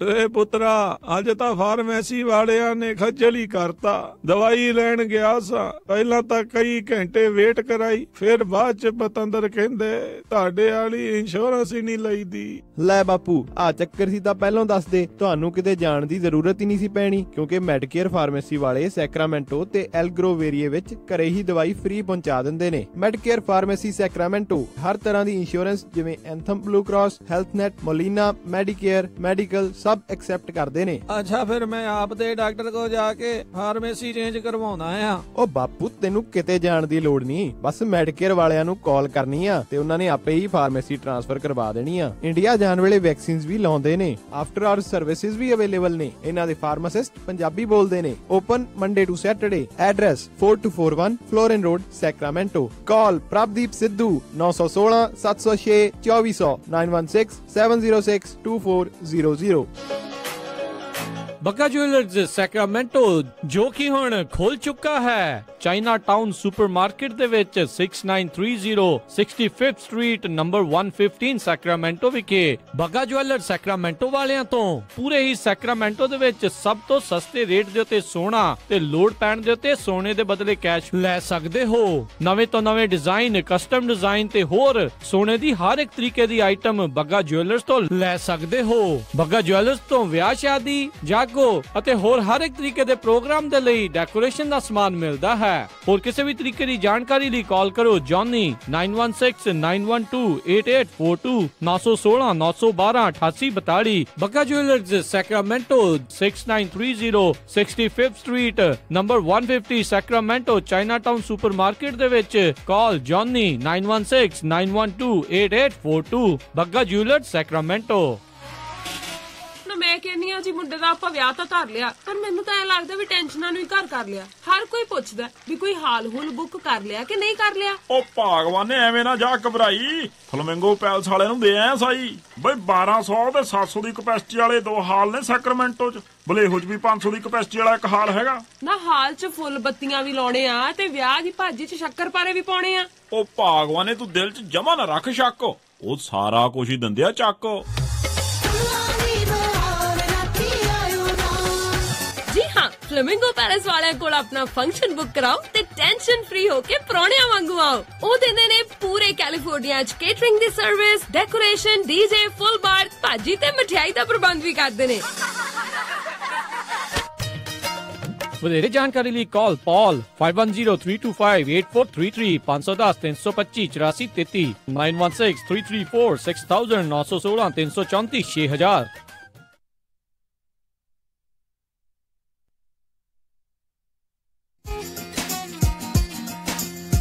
Punjabi radio USA ਸੁਣ ਰਹੇ ਸਾਰੇ ਸਰੋਤਿਆਂ ਨੂੰ ਇੱਕ ਵਾਰੀ ਫੇਰ ਨਿੱਘੀ ਜੀ ਆਇਆਂ ਨੂੰ ਸਭ ਦਾ ਸਵਾਗਤ ਹੈ। ਸਰੋਤਿਓ ਪ੍ਰੋਗਰਾਮ ਦੇ ਵਿੱਚ ਪ੍ਰੋਗਰਾਮ ਚੱਲ ਰਿਹਾ ਜੀ ਖਬਰ ਤੇ ਨਜ਼ਰ ਤੇ ਮੇਰੇ ਨਾਲ ਜੁੜੇ ਹੋਏ ਨੇ ਮਿੰਟੂ ਜੀ। ਤੇ ਮਿੰਟੂ ਜੀ ਇਸ ਟਾਈਮ ਆਪਾਂ ਜਿਹੜੀਆਂ ਜੀ ਕਾਲਸ ਲੈ ਰਹੇ ਹਾਂ ਤੇ ਮਿੰਟੂ ਜੀ ਜੀ ਆਇਆਂ ਨੂੰ ਸਵਾਗਤ ਹੈ ਇੱਕ ਵਾਰੀ ਫੇਰ ਜੀ ਤੁਹਾਡਾ ਜੀ। ਤੇ ਆਪਾਂ ਅੱਗੇ ਵਧਦੇ ਹਾਂ ਆਪਣੇ ਕਾਲਰਸ ਦੇ ਵੱਲ। ਆਪਣੇ ਨਾਲ ਜੁੜੇ ਹੋਏ ਨੇ ਜਿਹੜੇ ਅਗਲੇ ਕਾਲਰ ਹਰਬੰਸ ਸਿੰਘ ਜੀ, ਸਵਾਗਤ ਹੈ। ਸਤਿ ਸ਼੍ਰੀ ਅਕਾਲ। ਸਤਿ ਸ਼੍ਰੀ ਅਕਾਲ ਜੀ ਮਿੰਟੂ ਜੀ, ਜਸਕਰਨ ਜੀ ਸਤਿ ਸ਼੍ਰੀ ਅਕਾਲ ਵੀਰੇ। ਸਤਿ ਸ਼੍ਰੀ ਅਕਾਲ ਜੀ। ਸਤਿ ਸ਼੍ਰੀ ਅਕਾਲ ਜੀ। ਮੇਰਾ ਸਵਾਲ ਹੈਗਾ, ਤੁਸੀਂ ਪਹਿਲਾਂ ਵੀ ਦੱਸ ਕੇ ਚੁੱਕੇ ਹੋਗੇ ਵੀ ਜਿਹੜੇ ਕਿਸਾਨ ਬਾਦਲ ਗੌਰਮੈਂਟਾਂ ਦੇ ਨਾਲ ਜਿਹੜੇ ਜਥੇਬੰਦੀਆਂ ਨੇ ਗੌਰਮੈਂਟਾਂ ਦੇ ਨਾਲ ਮਿਲ ਕੇ ਇਹ ਜਿਹੜੇ ਚੱਲਦੇ ਆਗੇ, ਕਿਉਂਕਿ ਬਾਦਲ ਸਰਕਾਰ ਵੇਲੇ ਵੀ ਏਦਾਂ ਹੁੰਦਾ ਰਿਹਾਗਾ ਲੱਖੋਵਾਲ ਦਾ। ਤੇ ਜਿਹੜੇ ਹੁਣ ਜਿਹੜੇ ਇਹਨਾਂ ਨੇ ਧਰਨਾ ਲਾਇਆ ਹਾਈ ਕੋਰਟ ਤੋਂ ਮਨਜ਼ੂਰ ਲੈ ਕੇ, ਉਦੋਂ ਪਹਿਲਾਂ ਥੋੜੇ ਜਿਹੇ ਦਿਨ ਪਹਿਲਾਂ ਮਨਪ੍ਰੀਤ ਨੇ ਐਲਾਨ ਕੀਤਾ ਸੀਗਾ ਵੀ 2 ਲੱਖ ਤੋਂ ਵੱਧ ਅਸੀਂ ਕਰਜ਼ਾ ਜਿਹੜਾ ਮਾਫ ਨਹੀਂ ਕਰ ਸਕਦੇ, ਵੀ 2 ਲੱਖ ਤੋਂ ਵੱਧ ਉਹ ਆਸ ਨਾ ਰੱਖਣ। ਕੀ ਇਹ ਕੈਪਟਨ ਦਾ ਵੋਟ ਬੈਂਕ ਪੱਕਾ ਕਰਨ ਵਾਸਤੇ ਇਹ ਪਲਾਨ ਦੇ ਆਧਾਰ ਤੇ ਤਾਂ ਨਹੀਂ ਚੱਲ ਰਿਹਾ ਜਿਹੜਾ ਧਰਨਾ? ਮੈਂ ਇਹਦੇ ਬਾਰੇ ਮੈਨੂੰ ਦੱਸੋਗੇ ਜੀ? ਜੀ ਨਹੀਂ ਦੇਖੋ, ਇੱਕ ਬੜਾ ਨਾ ਖਤਰਨਾਕ ਜਿਹਾ ਪੈਂਤੜਾ ਹੈ ਸਾਡੀ ਇੱਥੋਂ ਦੀ ਰਾਜਨੀਤੀ ਦਾ ਕਿ ਅਲੱਗ-ਅਲੱਗ ਰਾਜਨੀਤਿਕ ਗੁੱਟਾਂ ਨੇ, ਰਾਜਨੀਤਿਕ ਦਲਾਂ ਨੇ, ਤਨਜ਼ੀਮਾਂ ਨੇ ਕਿਸੇ ਨੇ ਕਿਸਾਨ ਵਿੰਗ ਬਣਾਇਆ ਹੋਇਆ, ਕਿਸੇ ਨੇ ਨੁਕਸਾਨ ਵਿੰਗ ਵੀ ਬਣਾਇਆ ਹੋਇਆ, ਏਦਾਂ ਬਣਾਏ ਹੋਏ ਆਪੋ ਆਪਣੇ। ਜਿਨ੍ਹਾਂ ਦੇ ਨਹੀਂ ਬਣਾਏ ਆਫੀਸ਼ੀਅਲੀ, ਉਹਨਾਂ ਨੇ ਇਸ ਤਰ੍ਹਾਂ ਤਿਆਰ ਕੀਤੇ ਹੋਏ ਆ ਬਜ਼ਾਰੂ, ਜਿਹੜੇ ਵਿਕਾਊ ਹੁੰਦੇ ਆ ਨਾ ਨੇਤਾ, ਵੱਖ-ਵੱਖ ਕਿਸਾਨਾਂ ਚੋਂ ਮਜ਼ਦੂਰਾਂ ਚੋਂ ਵੀ ਹੁੰਦੇ ਆ, ਉਹਨਾਂ ਨੂੰ ਉਹ ਖਰੀਦਿਆ ਹੋਇਆ ਹੁੰਦਾ ਪਰਦੇ ਦੇ ਪਿੱਛੇ, ਉਹ ਕਰਦੇ ਵੀ ਆ। ਪਰ ਜਿਹੜੀਆਂ ਇਹ ਜਥੇਬੰਦੀਆਂ ਨੇ 7-8 ਜਿਨ੍ਹਾਂ ਨੇ ਆਹ ਧਰਨੇ ਦਾ ਐਲਾਨ ਕੀਤਾ ਹੈ, ਇਹ ਉਹ ਜਥੇਬੰਦੀਆਂ ਨੇ ਜਿਨ੍ਹਾਂ ਨੇ ਅਕਾਲੀ ਦਲ ਸਰਕਾਰ ਦੇ ਖਿਲਾਫ ਵੀ ਧਰਨੇ ਲਾਏ, ਕਾਂਗਰਸ ਸਰਕਾਰ ਦੇ ਖਿਲਾਫ ਵੀ ਉਹਨਾਂ ਨੇ ਲਾਉਣੇ ਆ, ਔਰ ਇਹ ਲੱਗਦੇ ਰਹੇ ਨੇ। ਇਹ ਜਥੇਬੰਦੀਆਂ ਅਸਲ ਦੇ ਵਿੱਚ ਇਹਨਾਂ ਚੋਂ ਕਈ ਨੇਤਾ ਨੇ ਜਿਹੜੇ, ਉਹਨਾਂ ਦਾ ਜੇ ਆਪਾਂ ਪਿਛੋਕੜ ਵੇਖੀਏ ਉਹ ਨਕਸਲਵਾੜੀ ਲਹਿਰ ਦੇ ਵਿੱਚੋਂ ਆਇਆ ਜਾਂ ਖੱਬੇ ਪੱਖੀ ਕਹਿ ਸਕਦੇ ਹਾਂ। ਸੋ ਮੈਨੂੰ ਨਹੀਂ ਲੱਗਦਾ ਜਿਹੜੀ ਇਹ ਤੁਸੀਂ ਦੁਬਿਧਾ ਪਾਲੀ ਹੋਈ ਹੈ ਮਨ ਦੇ ਵਿੱਚ ਕਿ ਇਹ ਦੁਬਿਧਾ ਜਿਹੜੀ ਉਹ ਸਹੀ ਆ। ਇਹ ਅਸਲ ਦੇ ਵਿੱਚ ਸਾਰੀਆਂ ਜਥੇਬੰਦੀਆਂ ਇੱਕੋ ਰਸੇ ਨਹੀਂ ਅਸੀਂ ਬਣ ਸਕਦੇ। ਇਹਨਾਂ ਚੋਂ ਬਹੁਤ ਸਾਰੀਆਂ ਜਥੇਬੰਦੀਆਂ ਜਿਹੜੀਆਂ ਧਰਾਤਲੀ ਘੋਲ ਲੜਦੀਆਂ, ਧਰਾਤਲੀ ਘੋਲ ਤੋਂ ਭਾਵ ਆ ਡਾਂਗਾਂ ਵੀ ਖਾਂਦੀਆਂ, ਆਪਣੇ ਘਰ ਦਾ ਕੰਮ ਛੱਡ ਕੇ ਕਿਸਾਨਾਂ ਨੂੰ ਇਕੱਤਰ ਕਰਕੇ ਸੜਕਾਂ ਤੇ ਜ਼ਿੰਦਗੀ ਵੀ ਕੱਟਦੀਆਂ, ਔਰ ਕਦੇ ਕਦੇ ਸਫਲਤਾ ਵੀ ਪ੍ਰਾਪਤ ਕਰਦੀਆਂ। ਉਹਦੀ ਮੈਂ ਤੁਹਾਨੂੰ ਇੱਕ ਉਦਾਹਰਨ ਦੇ ਦਿੰਦਾ। ਇਹਨਾਂ ਕਿਸਾਨਾਂ ਨੇ ਔਰ ਇਹਨਾਂ ਕਿਸਾਨ ਜਥੇਬੰਦੀਆਂ ਨੇ ਜਦੋਂ ਨਰਮਾ ਪੱਟੀ ਤਬਾਹ ਹੋ ਗਈ ਸੀ, ਜਾ ਕੇ ਰੇਲਾਂ ਦੀਆਂ ਲੀਹਾਂ ਮੰਨ ਲਈਆਂ, ਹਾਈਵੇ ਮੰਨ ਲਏ। ਉਹਦਾ ਨਤੀਜਾ ਇਹ ਹੋਇਆ ਸੀਗਾ ਕਿ ਜਿਹੜੇ ਬਾਦਲ ਘੇਰੇ ਘੇਰੇ ਫਿਰਦੇ ਸਨ ਕਿ ਅਸੀਂ ਕੁਛ ਨਾ ਦੇਣਾ, ਕੁਛ ਨਹੀਂ ਦੇਣਾ, ਕੇਂਦਰ ਦੇਵੇ, ਉਹ ਕਰੇ, ਉਹ ਕਰੇ, ਇਹਨਾਂ ਨੂੰ ਖੜੇ ਪੈਰ ਤਕਰੀਬਨ 96 ਕਰੋੜ ਰੁਪਏ ਦੀ ਰਕਮ ਜਿਹੜੀ ਜਾਰੀ ਕਰਨੀ ਪਈ ਸੀ ਮੁਆਵਜ਼ੇ ਦੇ ਰੂਪ ਚ। ਸਫਲਤਾ ਵੀ ਮਿਲਦੀ ਹੈ। ਸੋ ਇਹ ਸਾਰੇ ਜਿਹੜੇ ਜਥੇ ਆ ਕਿਸਾਨਾਂ ਦੇ, ਜੋ ਕਿਸਾਨ ਜਥੇਬੰਦੀਆਂ ਦੇ ਰੂਪ ਚ ਵਿਚਰਦੇ ਆ, ਸਾਰੇ ਇਸ ਤਰ੍ਹਾਂ ਸਿਆਸਤ ਦੇ ਜਾਂ ਸਰਕਾਰ ਦੇ ਪਿੱਛੂ ਨਹੀਂ। ਹਾਂ, ਕੁਛ ਹੈਗੇ ਆ ਉਹ ਜਿਹੜੇ ਪੈਰਲਰ ਕੰਮ ਕਰਦੇ ਆ, ਜਿੱਦਾਂ ਕਿ ਹੁਣ ਲੱਖੋਵਾਲ ਸਾਹਿਬ ਨਿਕਲ ਆਏ ਆ, ਇਹ ਪੈਰਲਰ ਕੰਮ ਕਰਕੇ ਇਹਨਾਂ ਨੂੰ ਤਾਰੋ ਪੀਟੋ ਕਰਨ ਦਾ ਯਤਨ ਜ਼ਰੂਰ ਕਰਦੇ ਇਹਨਾਂ ਸੰਘਰਸ਼ਾਂ ਨੂੰ, ਪਰ ਸਾਰੇ ਨਹੀਂ ਹੈ। ਜੇ ਤੁਸੀਂ ਕਹੋ ਕਿ ਸਾਰੇ ਜਥੇਬੰਦੀਆਂ ਏਦਾਂ ਦੀਆਂ, ਉਹ ਗਲਤ ਹੋਏਗਾ ਜੀ। ਅਗਲੇ ਕਾਲਰ ਸੁਖਵੰਤ ਸਿੰਘ ਜੀ, ਸਵਾਗਤ ਹੈ। ਸਤਿ ਸ਼੍ਰੀ ਅਕਾਲ ਜੀ। ਸਤਿ ਸ਼੍ਰੀ ਅਕਾਲ ਜੀ। ਜੀ, ਕੀ ਸਵਾਲ ਹੈ ਜੀ? ਮਿੰਟੂ ਭਾਜੀ, ਮੈਂ ਤੁਹਾਨੂੰ ਪੁੱਛਣਾ ਸੀਗਾ ਵੀ ਜਿੱਦਾਂ ਪਿੱਛੇ ਕਾਂਗਰਸ ਰੌਲਾ ਪਾਉਂਦੀ ਹੈ ਜੀ, ਨਜਾਇਜ਼ ਪਰਚੇ ਸਾਡੇ ਤੇ ਬਹੁਤ ਹੋਏ, ਔਰ ਹੋਏ ਵੀ ਸੀ ਬਹੁਤ ਜ਼ਿਆਦਾ, ਕੋਈ ਵੀ ਕੋਈ ਸ਼ੱਕ ਨਹੀਂ। ਤੇ ਕੈਪਟਨ ਸਾਹਿਬ ਨੇ ਕਮਿਸ਼ਨ ਬਣਾ ਦਿੱਤਾ ਸੀਗਾ ਕਿ ਉਹਨਾਂ ਦੀ ਇਨਕੁਆਇਰੀ ਹੋਵੇ, ਔਰ ਇਨਕੁਆਇਰੀ ਹੋਣ ਵੀ ਰਹੀ ਆ। ਤੇ ਅੱਜ ਦੀ ਡੇਟ ਦੇ ਵਿੱਚ ਵੀ ਸੇਮ ਪੋਜੀਸ਼ਨ ਤੇ ਹੋ ਗਈ ਆ। ਹੁਣ ਫਿਰ ਦੂਜੇ ਜਿਹੜੇ ਬੰਦੇ ਆਮ ਆਦਮੀ ਪਾਰਟੀ ਨਾਲ ਜੁੜੇ ਰਹੇ, ਜਿਹਨਾਂ ਨਾਲ ਜੁੜੇ ਰਹੇ, ਹੁਣ ਫਿਰ ਨਜਾਇਜ਼ ਬੜੇ ਪਰਚੇ ਹੁੰਦੇ। ਕਿ ਇਹ ਕਮਿਸ਼ਨ ਉਹਨਾਂ ਦੀ ਵੀ ਇਨਕੁਆਇਰੀ ਕਰੂਗਾ? ਉਹਨਾਂ ਕੋਲ ਇਹ ਵੀ ਜਾਵੇ ਕਿ ਆਪਣੀ ਐਪਲੀਕੇਸ਼ਨ ਲਾ ਸਕਦੇ? ਜੀ, ਥੈਂਕ ਯੂ ਸੁਖਵੰਤ ਜੀ। ਇਸ ਕਮਿਸ਼ਨ ਦਾ ਨਾ ਇੱਕ ਕੰਮ ਹੈ ਤੇ ਨਾ ਮਿਸ਼ਨ ਹੈ। ਉਹਨਾਂ ਦਾ ਕੰਮ ਤੇ ਮਿਸ਼ਨ ਹੈ ਜਿਹੜਾ ਉਹ ਉਹਨਾਂ ਪਰਚਿਆਂ ਨੂੰ ਵੇਖਣ ਦਾ ਜੋ ਅਕਾਲੀ ਭਾਜਪਾ ਸਰਕਾਰ ਚ ਹੋਏ ਆ। ਜੀ, ਇਹਨਾਂ ਦੀ ਸਰਕਾਰ ਚ ਉਨੇ ਜ਼ੋਰਦਾਰ ਢੰਗ ਨਾਲ ਨਹੀਂ ਹੁੰਦੇ ਪਏ ਜਿੰਨੇ ਪਿਛਲੀ ਵਾਰੀ ਹੋਏ ਸੀ, ਹੋ ਰਹੇ ਆ। ਤੇ ਬੜੇ ਅਜੀਬੋ ਗਰੀਬ ਜਿਹੇ ਵੀ ਹੋ ਰਹੇ ਆ। ਤੁਹਾਨੂੰ ਸ਼ਾਇਦ ਪਰਸੋਂ ਚੌਥ ਦੀ ਗੱਲ ਦਾ ਨਹੀਂ ਪਤਾ ਹੋਣਾ, ਇੱਥੋਂ ਦੀ ਇੱਕ ਵਿਧਾਇਕਾ ਬੀਬੀ ਆ, ਉਹਦੇ ਘਰ ਵਾਲੇ ਨੇ ਆਮ ਆਦਮੀ ਪਾਰਟੀ ਦੇ ਇੱਕ ਵਰਕਰ ਤੇ ਪਰਚਾ ਦਰਜ ਕਰਵਾਇਆ, ਫੇਸਬੁੱਕ ਦੇ ਪੋਸਟ ਤੋਂ ਪਰਚਾ ਦਰਜ ਕਰਵਾ ਦਿੱਤਾ। ਤੇ ਜਿਹੜਾ ਕੋਈ ਥਾਣੇਦਾਰ ਸੀ ਉਹ ਵੀ 100 ਸਲੱਗਾਂ ਦਾ ਇੱਕ ਸਲੱਗ ਸੀ, ਉਹਨੇ ਉਸ ਧਾਰਾ ਦੇ ਵਿੱਚ ਜਾ ਕੇ ਪਰਚਾ ਕੱਟ ਦਿੱਤਾ ਚੱਕ ਕੇ, ਜਿਹੜੀ ਧਾਰਾ 2 ਸਾਲ ਪਹਿਲਾਂ ਸੁਪਰੀਮ ਕੋਰਟ ਨਿਰਧਾਰਤ ਕਰ ਚੁੱਕੀ ਹੈ, ਜਿਹਨੂੰ ਰੱਦ ਕਰ ਦਿੱਤਾ ਗਿਆ। ਉਹ ਵਿਚਾਰੀ ਕਬਰਾਂ 'ਚ ਪਈ ਹੈ ਧਾਰਾ, ਉਹਨੂੰ ਕਬਰਾਂ 'ਚ ਉਠਾਲ ਕੇ ਇਹਨਾਂ ਨੇ ਕੋਰਟ 'ਚ ਪੇਸ਼ ਕਰ ਦਿੱਤਾ। ਫਿਰ ਜੱਜ ਅੱਗੋਂ ਪੈ ਗਿਆ, ਉਹਨੇ ਕਿਹਾ ਤੈਨੂੰ ਥਾਣੇਦਾਰ ਕਿਹੜੇ ਨੇ ਬਣਾਇਆ? ਤੂੰ ਇਹ ਵੀ ਨਹੀਂ ਸੋਚਿਆ ਕਿ ਜਿਹੜੀ ਧਾਰਾ ਦੇ ਮਤਲਬ ਤੂੰ ਪਰਚਾ ਦਰਜ ਕਰਦਾ ਪਿਆ ਉਹ ਤੇ ਧਾਰਾ ਹੀ ਹੈ ਨਹੀਂ। ਹੁਣ ਸ਼ਾਇਦ ਇਹ ਧਾਰਾ ਖਤਮ ਕਰ ਦਿੱਤੀ ਗਈ ਜਿਹੜੀ ਸੋਸ਼ਲ ਮੀਡੀਆ ਤੇ ਲੱਗਦੀ ਹੈ। ਕਹਿੰਦੇ ਕਿ ਇਹ ਤੇ ਧਾਰਾ ਹੀ ਹੈ ਨਹੀਂ, ਤੇ ਨਿਰਧਾਰਤ ਹੈ, ਤੂੰ ਕਿਹੜੀ ਧਾਰਾ ਲਈ ਫਿਰਦਾ? ਦੱਸੇ ਕਿ ਥਾਣੇਦਾਰ ਵਿਚਾਰਾ ਉੱਥੋਂ ਭਰਿਆ ਪੀਚਾ ਨਿਕਲ ਆਇਆ ਤੇ ਰਸਤੇ 'ਚ ਪੱਤਰਕਾਰਾਂ ਨੇ ਘੇਰ ਲਿਆ। ਉਹ ਕਹਿੰਦਾ ਜੀ ਮੈਨੂੰ ਕੀ ਪਤਾ, ਮੈਨੂੰ ਕੀ ਪਤਾ, ਸਾਡਾ ਕੰਮ ਤੇ ਪਰਚੇ ਦਰਜ ਕਰਨਾ, ਪਰਚੇ ਦਰਜ ਕਰਨਾ। ਏਦਾਂ ਕਰਦਾ ਕਰਦਾ ਨਿਕਲ ਗਿਆ। ਪਰਚੇ ਦਰਜ ਹੋ ਰਹੇ ਆ, ਇਹਦੇ 'ਚ ਕੋਈ ਸ਼ੱਕ ਨਹੀਂ। ਪਰ ਜਿੱਦਾਂ ਪਿਛਲੀ ਸਰਕਾਰ ਵੇਲੇ ਹੋਏ ਸੀ ਉਨੀ ਨੇਰਗਰਦੀ ਨਹੀਂ ਹੈਗੀ, ਓਦਾਂ ਪਰਚੇ ਦਰਜ ਹੋ ਰਹੇ। ਇਸ ਗੱਲ ਨਾਲ ਮੈਂ ਸਹਿਮਤ ਹਾਂ। ਤੇ ਉਹ ਜਿਹੜਾ ਕਮਿਸ਼ਨ ਆ, ਉਹ ਕਮਿਸ਼ਨ ਮੈਂ ਤੁਹਾਨੂੰ ਦੱਸਿਆ ਨਾ ਕਿ ਨਾ ਉਹਦਾ ਕੰਮ ਆ ਤੇ ਨਾ ਉਹਦਾ ਮਿਸ਼ਨ ਹੈ। ਉਹਦਾ ਜਿਹੜਾ ਮਿਸ਼ਨ ਸੀ ਉਹ ਪੂਰਾ ਕਰ ਚੁੱਕਾ ਹੈ। ਜੀ, ਅਗਲੇ ਕਾਲਰ ਸੁੱਚਾ ਸਿੰਘ ਜੀ, ਸਵਾਗਤ ਹੈ। ਸਤਿ ਸ਼੍ਰੀ ਅਕਾਲ। ਰਾਜਕਰਮਵੀਰ ਸਿੰਘ ਜੀ ਐਂਡ ਮਿੰਟੂ ਜੀ, ਵਾਹਿਗੁਰੂ ਜੀ ਕਾ ਖਾਲਸਾ, ਵਾਹਿਗੁਰੂ ਜੀ ਕੀ ਫਤਿਹ। ਵਾਹਿਗੁਰੂ ਜੀ ਕਾ ਖਾਲਸਾ, ਵਾਹਿਗੁਰੂ ਜੀ ਕੀ ਫਤਿਹ ਜੀ। ਮਿੰਟੂ ਜੀ, ਮੈਂ ਪਿਛਲੀ ਵੀਕੇ ਵੀ ਇੱਕ ਸਵਾਲ ਕੀਤਾ ਸੀਗਾ।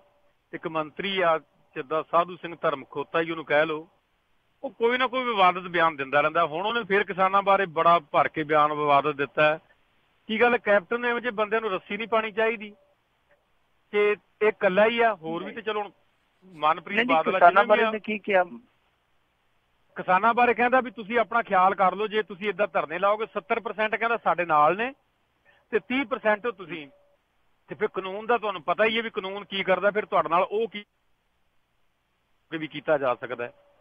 ਤੇ ਇਹਨੂੰ ਕੈਪਟਨ ਸਾਹਿਬ ਨੂੰ ਬੇਨਤੀ ਹੈ ਵੀ ਇਹਨੂੰ ਰੱਸੀ ਪਾਣੀ ਚਾਹੀਦੀ ਹੈ। ਇਹ ਬੰਦਾ ਹਰ ਬੜੀ ਵਿਵਾਦਤ ਬਿਆਨ ਦਿੰਦਾ। ਤੇ ਦੂਸਰਾ ਮੇਰੀ ਕਿਸਾਨਾਂ ਨੂੰ ਬੇਨਤੀ ਹੈ ਕਿ ਜਿਹੜੇ ਲੋਲੋ ਪੋਪ ਦੇ ਰਹੇ ਨੇ ਨਾ ਇਹ ਵੀ ਅਸੀਂ 31 ਨੂੰ ਐਂ ਕਰ ਦਿਆਂਗੇ, ਇਹਨਾਂ ਤੇ ਯਕੀਨ ਨਾ ਕਰਨ। ਇਹ ਸਿਰਫ ਗੁਰਦਾਸਪੁਰ ਦੀ ਸੀਟ ਵਾਸਤੇ ਕਰ ਰਹੇ ਨੇ ਤੇ ਗੁਰਦਾਸਪੁਰ ਦੀ ਸੀਟ ਕਿਸੇ ਤਰੀਕੇ ਨਾਲ ਅਸੀਂ ਜਿੱਤ ਲਈਏ, ਇੰਨੀ ਕਿ ਮੇਰੀ ਬੇਨਤੀ ਹੈ। ਤੇ ਇਹ ਬੰਦ ਨਾ ਕਰੋ, ਮੈਨੂੰ ਸੁਣਨਾ ਮੈਂ ਨਹੀਂ। ਇਸ ਗੱਲ ਨਾਲ ਤੇ ਮੈਂ ਤੁਹਾਡੇ ਨਾਲ ਸਹਿਮਤ ਹਾਂ ਕਿ ਹਾਲ ਦੀ ਘੜੀ ਤੇ ਇਹਨਾਂ ਦੇ ਕੋਲ ਪੈਸਾ ਹੀ ਹੈ ਨਹੀਂ ਕਰਜ਼ਾ ਮਾਫ ਕਰਨ ਲਈ। ਇਸ ਸਾਲ ਦੇ ਵਿੱਚ ਇਹਨਾਂ ਨੇ ਜੋ ਪ੍ਰੋਵੀਜ਼ਨ ਕੀਤੀ ਸੀ ਕਿ ਬਜਟ ਦੇ ਵਿੱਚ ਉਹ 1500 ਕਰੋੜ ਦੀ ਸੀ ਤੇ ਇਹਨਾਂ ਦੀ ਘੱਟੋ ਘੱਟ ਜਿਹੜੀ ਕਾਸਟ ਆਉਣੀ ਹੈ, ਆ ਜਿਹੜਾ ਥੋੜਾ ਜਿਹਾ ਕਰਜ਼ਾ ਇਹਨਾਂ ਨੇ ਮਾਫ ਕਰਨਾ ਕੁਛ ਹਿੱਸਾ, ਉਹਦੇ ਤੇ ਘੱਟੋ ਘੱਟ 9000 ਤੋਂ 10000 ਕਰੋੜ ਰੁਪਈਆ ਚਾਹੀਦਾ ਇਹਨਾਂ ਕੋਲ। ਤਾਂ ਇਹਦਾ ਮਤਲਬ ਕਿ ਇਸ ਸਾਲ ਤੇ ਇਹਨਾਂ ਦੇ ਕੋਲ ਕੋਈ ਪ੍ਰਬੰਧ ਹੈ ਨਹੀਂ, ਕਿਉਂਕਿ ਕਰਜ਼ਾ ਵੀ ਨਹੀਂ ਇਹਨਾਂ ਨੂੰ ਮਿਲ ਰਿਹਾ ਸੈਂਟਰ ਤੋਂ। ਸੋ ਇਹਨਾਂ ਦੇ ਕੋਲ ਪੈਸੇ ਹੀ ਹੈ ਨਹੀਂ, ਕਰਨਾ ਕਿੱਥੋਂ ਮਾਫ ਕਰਨਾ। ਇਸੇ ਕਰਕੇ ਇਹਨਾਂ ਨੇ ਉਹ ਸੰਨੀ ਦਿਓਲ ਵਾਲੀ ਜਿਹੜੀ ਸੀਗੀ ਨਾ ਦਾਮਨੀ ਫਿਲਮ, ਜਿਹਦੇ ਚ ਆਉਂਦਾ ਕਿ ਤਾਰੀਖ ਬੇ ਤਾਰੀਖ, ਤਾਰੀਖ ਬੇ ਤਾਰੀਖ, ਇਹ ਤਰੀਕ ਤੇ ਤਰੀਕ ਦੇ ਕੇ ਤਰੀਕ ਤੇ ਤਰੀਕ ਦੇ ਕੇ ਇਹਨਾਂ ਨੇ ਅਗਲੇ ਸਾਲ ਚੋਂ ਲਿਜਾਣਾ, ਕਿਉਂਕਿ ਉਹਦੇ ਨੂੰ ਬਜਟ ਪੇਸ਼ ਹੋ ਜਾਏਗਾ, ਬਜਟ ਬਣਾ ਲੈਣਗੇ ਜਾਂ ਹੋਰ ਕਿਸੇ ਪਾਸਿਓਂ ਕਰਜ਼ਾ ਲੈ ਲੈਣਗੇ। ਸੋ ਜਿਹੜੀ ਦੂਜੀ ਗੱਲ ਤੁਸੀਂ ਕਹੀ ਨਾ ਸਾਧੂ ਸਿੰਘ ਧਰਮਸੋਤ ਬਾਰੇ, ਧਰਮਸੋਤ ਇਸ ਸਮੇਂ ਆਪਣਾ ਧਰਮ ਭੁੱਲਿਆ ਬੈਠਾ। ਉਹਦਾ ਧਰਮ ਇਹ ਨਹੀਂ ਹੈ ਕਿ ਉਹ ਕਿਸਾਨਾਂ ਨੂੰ ਦਬਾਵੇ, ਕਿਸਾਨਾਂ ਦੀ ਪਰਸੈਂਟੇਜ ਗਿਣੇ ਕਿ ਇੰਨੇ ਪਰਸੈਂਟ ਮੇਰੇ ਨਾਲ, ਇੰਨੇ ਪਰਸੈਂਟ ਮੇਰੇ ਨਾਲ ਆ। ਇਹਨੂੰ ਯਾਦ ਕਰ ਲੈਣਾ ਚਾਹੀਦਾ। ਸੁਖਬੀਰ ਸਿੰਘ ਬਾਦਲ ਵੀ ਛਾਤੀ ਪਿੱਟ ਪਿੱਟ ਕੇ ਆਂਦਾ ਹੁੰਦਾ ਸੀ ਕਿ ਸਾਰਾ ਪੰਜਾਬ ਮੇਰੇ ਨਾਲ ਆ, ਸਾਰਾ ਪੰਜਾਬ ਮੇਰੇ ਨਾਲ। ਆ ਕੁਛ ਘਰੋਂ ਕੱਢੇ ਵੱਡੇ ਜਿਨ੍ਹਾਂ ਨੂੰ ਜਨਾਨੀਆਂ ਕੁੱਟਦੀਆਂ, ਇਹ ਆ ਕੇ ਧਰਨੇ ਲਾਉਂਦੇ ਆ। ਤੇ ਬਾਅਦ ਦੇ ਵਿੱਚ ਹੋਇਆ ਕੀ ਸੀ?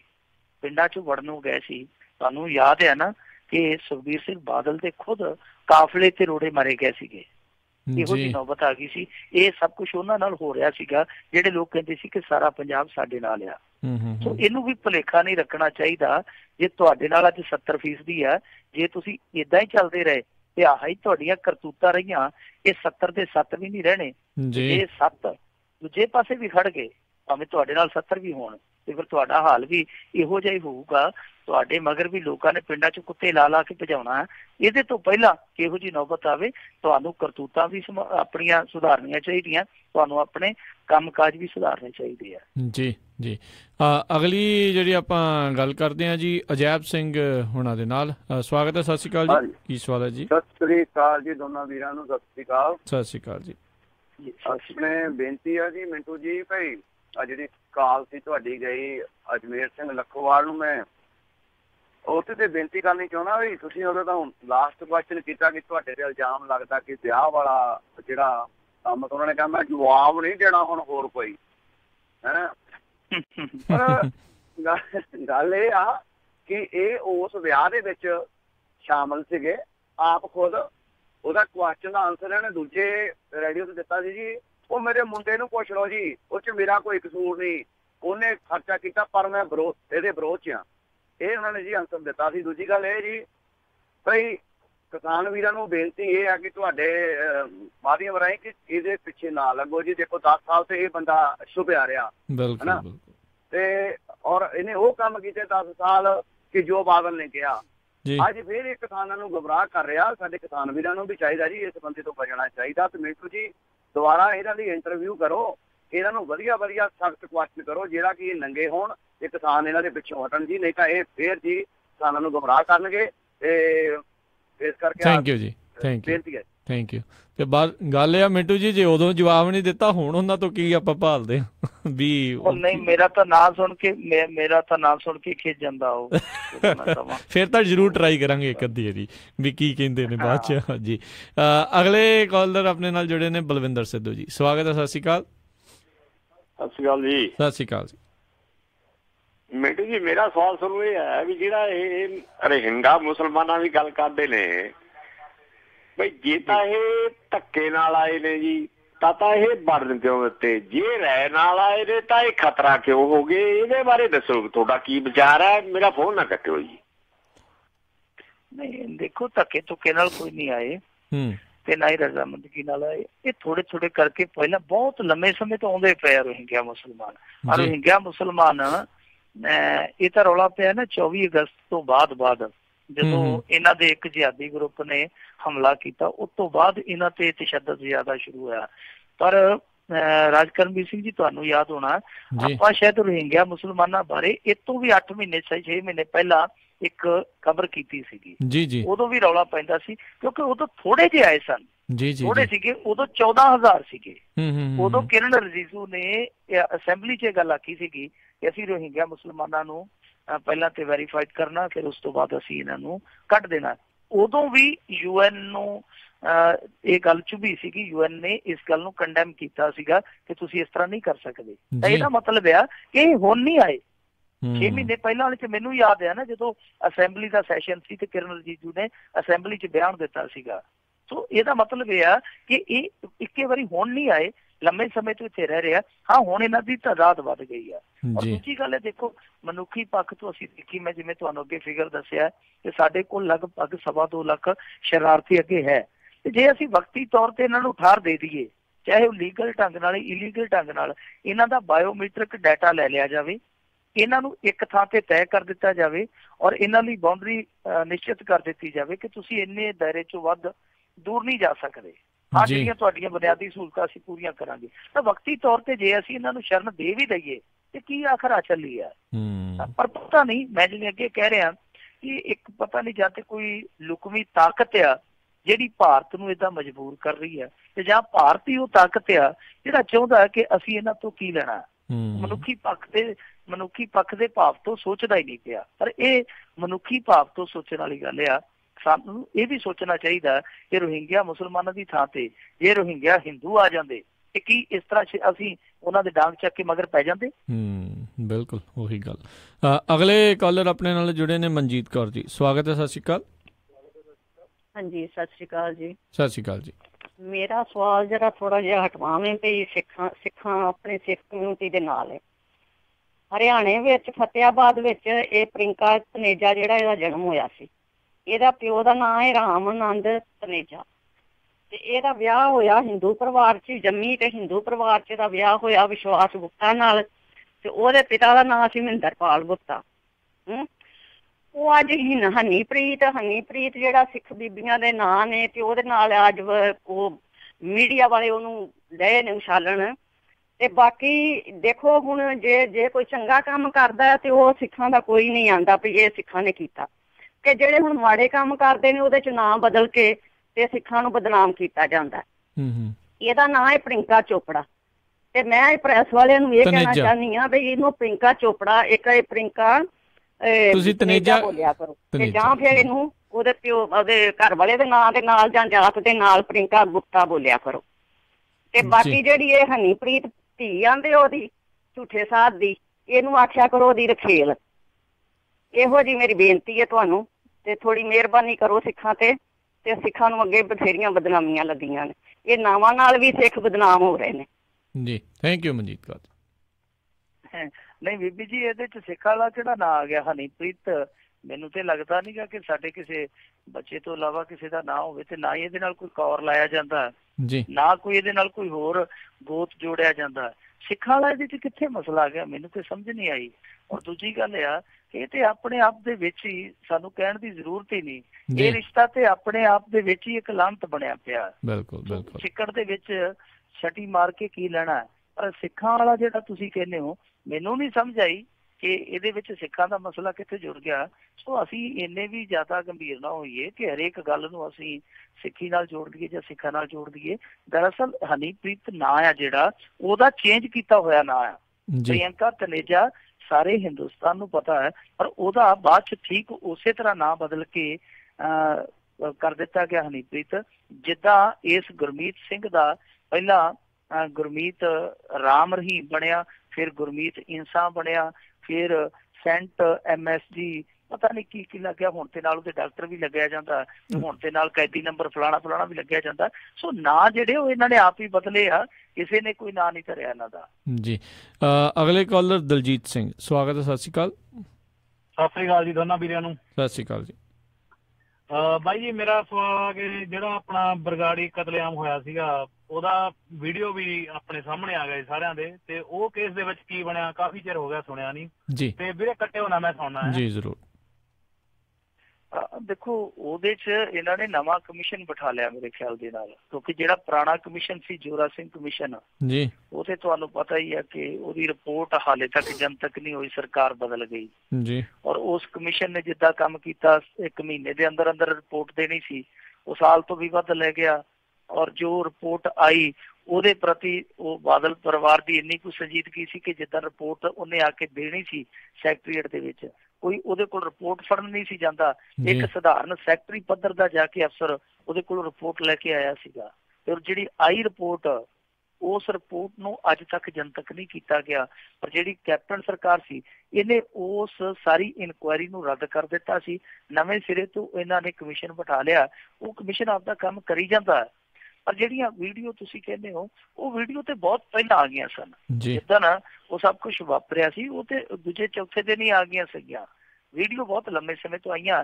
ਵੀਡੀਓ ਛੱਡੋ, ਜਿਹੜੇ ਬੰਦੇ ਉੱਥੇ ਮੌਜੂਦ ਸਨ ਧਰਨੇ 'ਚ ਜਾਂ ਜਿਹੜੇ ਉਸ ਗੋਲੀकांड ਦੇ ਵਿੱਚ ਮਾਰੇ ਗਏ ਆ ਨਿਰਦੋਸ਼ ਬੰਦੇ, ਜਿਹੜੇ ਉਹਨਾਂ ਦੇ ਪਰਿਵਾਰ ਆ ਜਾਂ ਜਿਹੜੀਆਂ ਉਹਨਾਂ ਦੀਆਂ ਪੋਸਟਮਾਰਟਮ ਰਿਪੋਰਟਾਂ, ਉਹ ਹੀ ਬਹੁਤ ਨੇ। ਜੇ ਕਿਸੇ ਨੇ ਇਨਸਾਫ ਕਰਨਾ ਹੋਵੇ ਤੇ ਬਹੁਤ ਕੁਛ ਆ, ਪਰ ਲੋੜ ਹੈ ਕਿ ਇੱਛਾ ਸ਼ਕਤੀ ਹੋਵੇ। ਇਸ ਸਮੇਂ ਕੈਪਟਨ ਸਰਕਾਰ ਤੋਂ ਉਮੀਦ ਕਰ ਸਕਦੇ ਹਾਂ ਅਸੀਂ ਕਿ ਕਿਤੇ ਨਾ ਕਿਤੇ ਇਹ ਇਨਸਾਫ ਦਾ ਕੋਈ ਬੁੱਲਾ ਸਾਨੂੰ ਇੱਥੇ ਵਗਾਉਣਗੇ। ਪਰ ਜਿਸ ਰਫਤਾਰ ਦੇ ਨਾਲ ਆਹ ਕਮਿਸ਼ਨ ਵੀ ਚੱਲਦਾ ਪਿਆ, ਮੈਨੂੰ ਲੱਗਦਾ ਕਿ ਇਸ ਕਮਿਸ਼ਨ ਦੀ ਵੀ ਰਿਪੋਰਟ ਆਉਂਦਿਆਂ ਹਾਲੇ ਕਾਫੀ ਅਰਸਾ ਲੱਗ ਜਾਣਾ। ਜੀ ਜੀ, ਅਗਲੇ ਆਪਣੇ ਅੱਜ ਦੇ ਅਖੀਰਲੇ ਕਾਲਰ ਆਪਾਂ ਉਹਨਾਂ ਨਾਲ ਗੱਲ ਕਰਦੇ ਹਾਂ, ਦਪਿੰਦਰ ਸਿੰਘ ਜੀ, ਸਵਾਗਤ ਹੈ। ਸਤਿ ਸ਼੍ਰੀ ਅਕਾਲ। ਹਾਂਜੀ ਸਤਿ ਸ਼੍ਰੀ ਅਕਾਲ ਵੀਰੇ। ਸਤਿ ਸ਼੍ਰੀ ਅਕਾਲ। ਹਾਂਜੀ ਮੈਂ ਕੁਐਸਚਨ ਪੁੱਛਣਾ ਸੀ ਮਿੰਟੂ ਵੀਰੇ ਨੂੰ।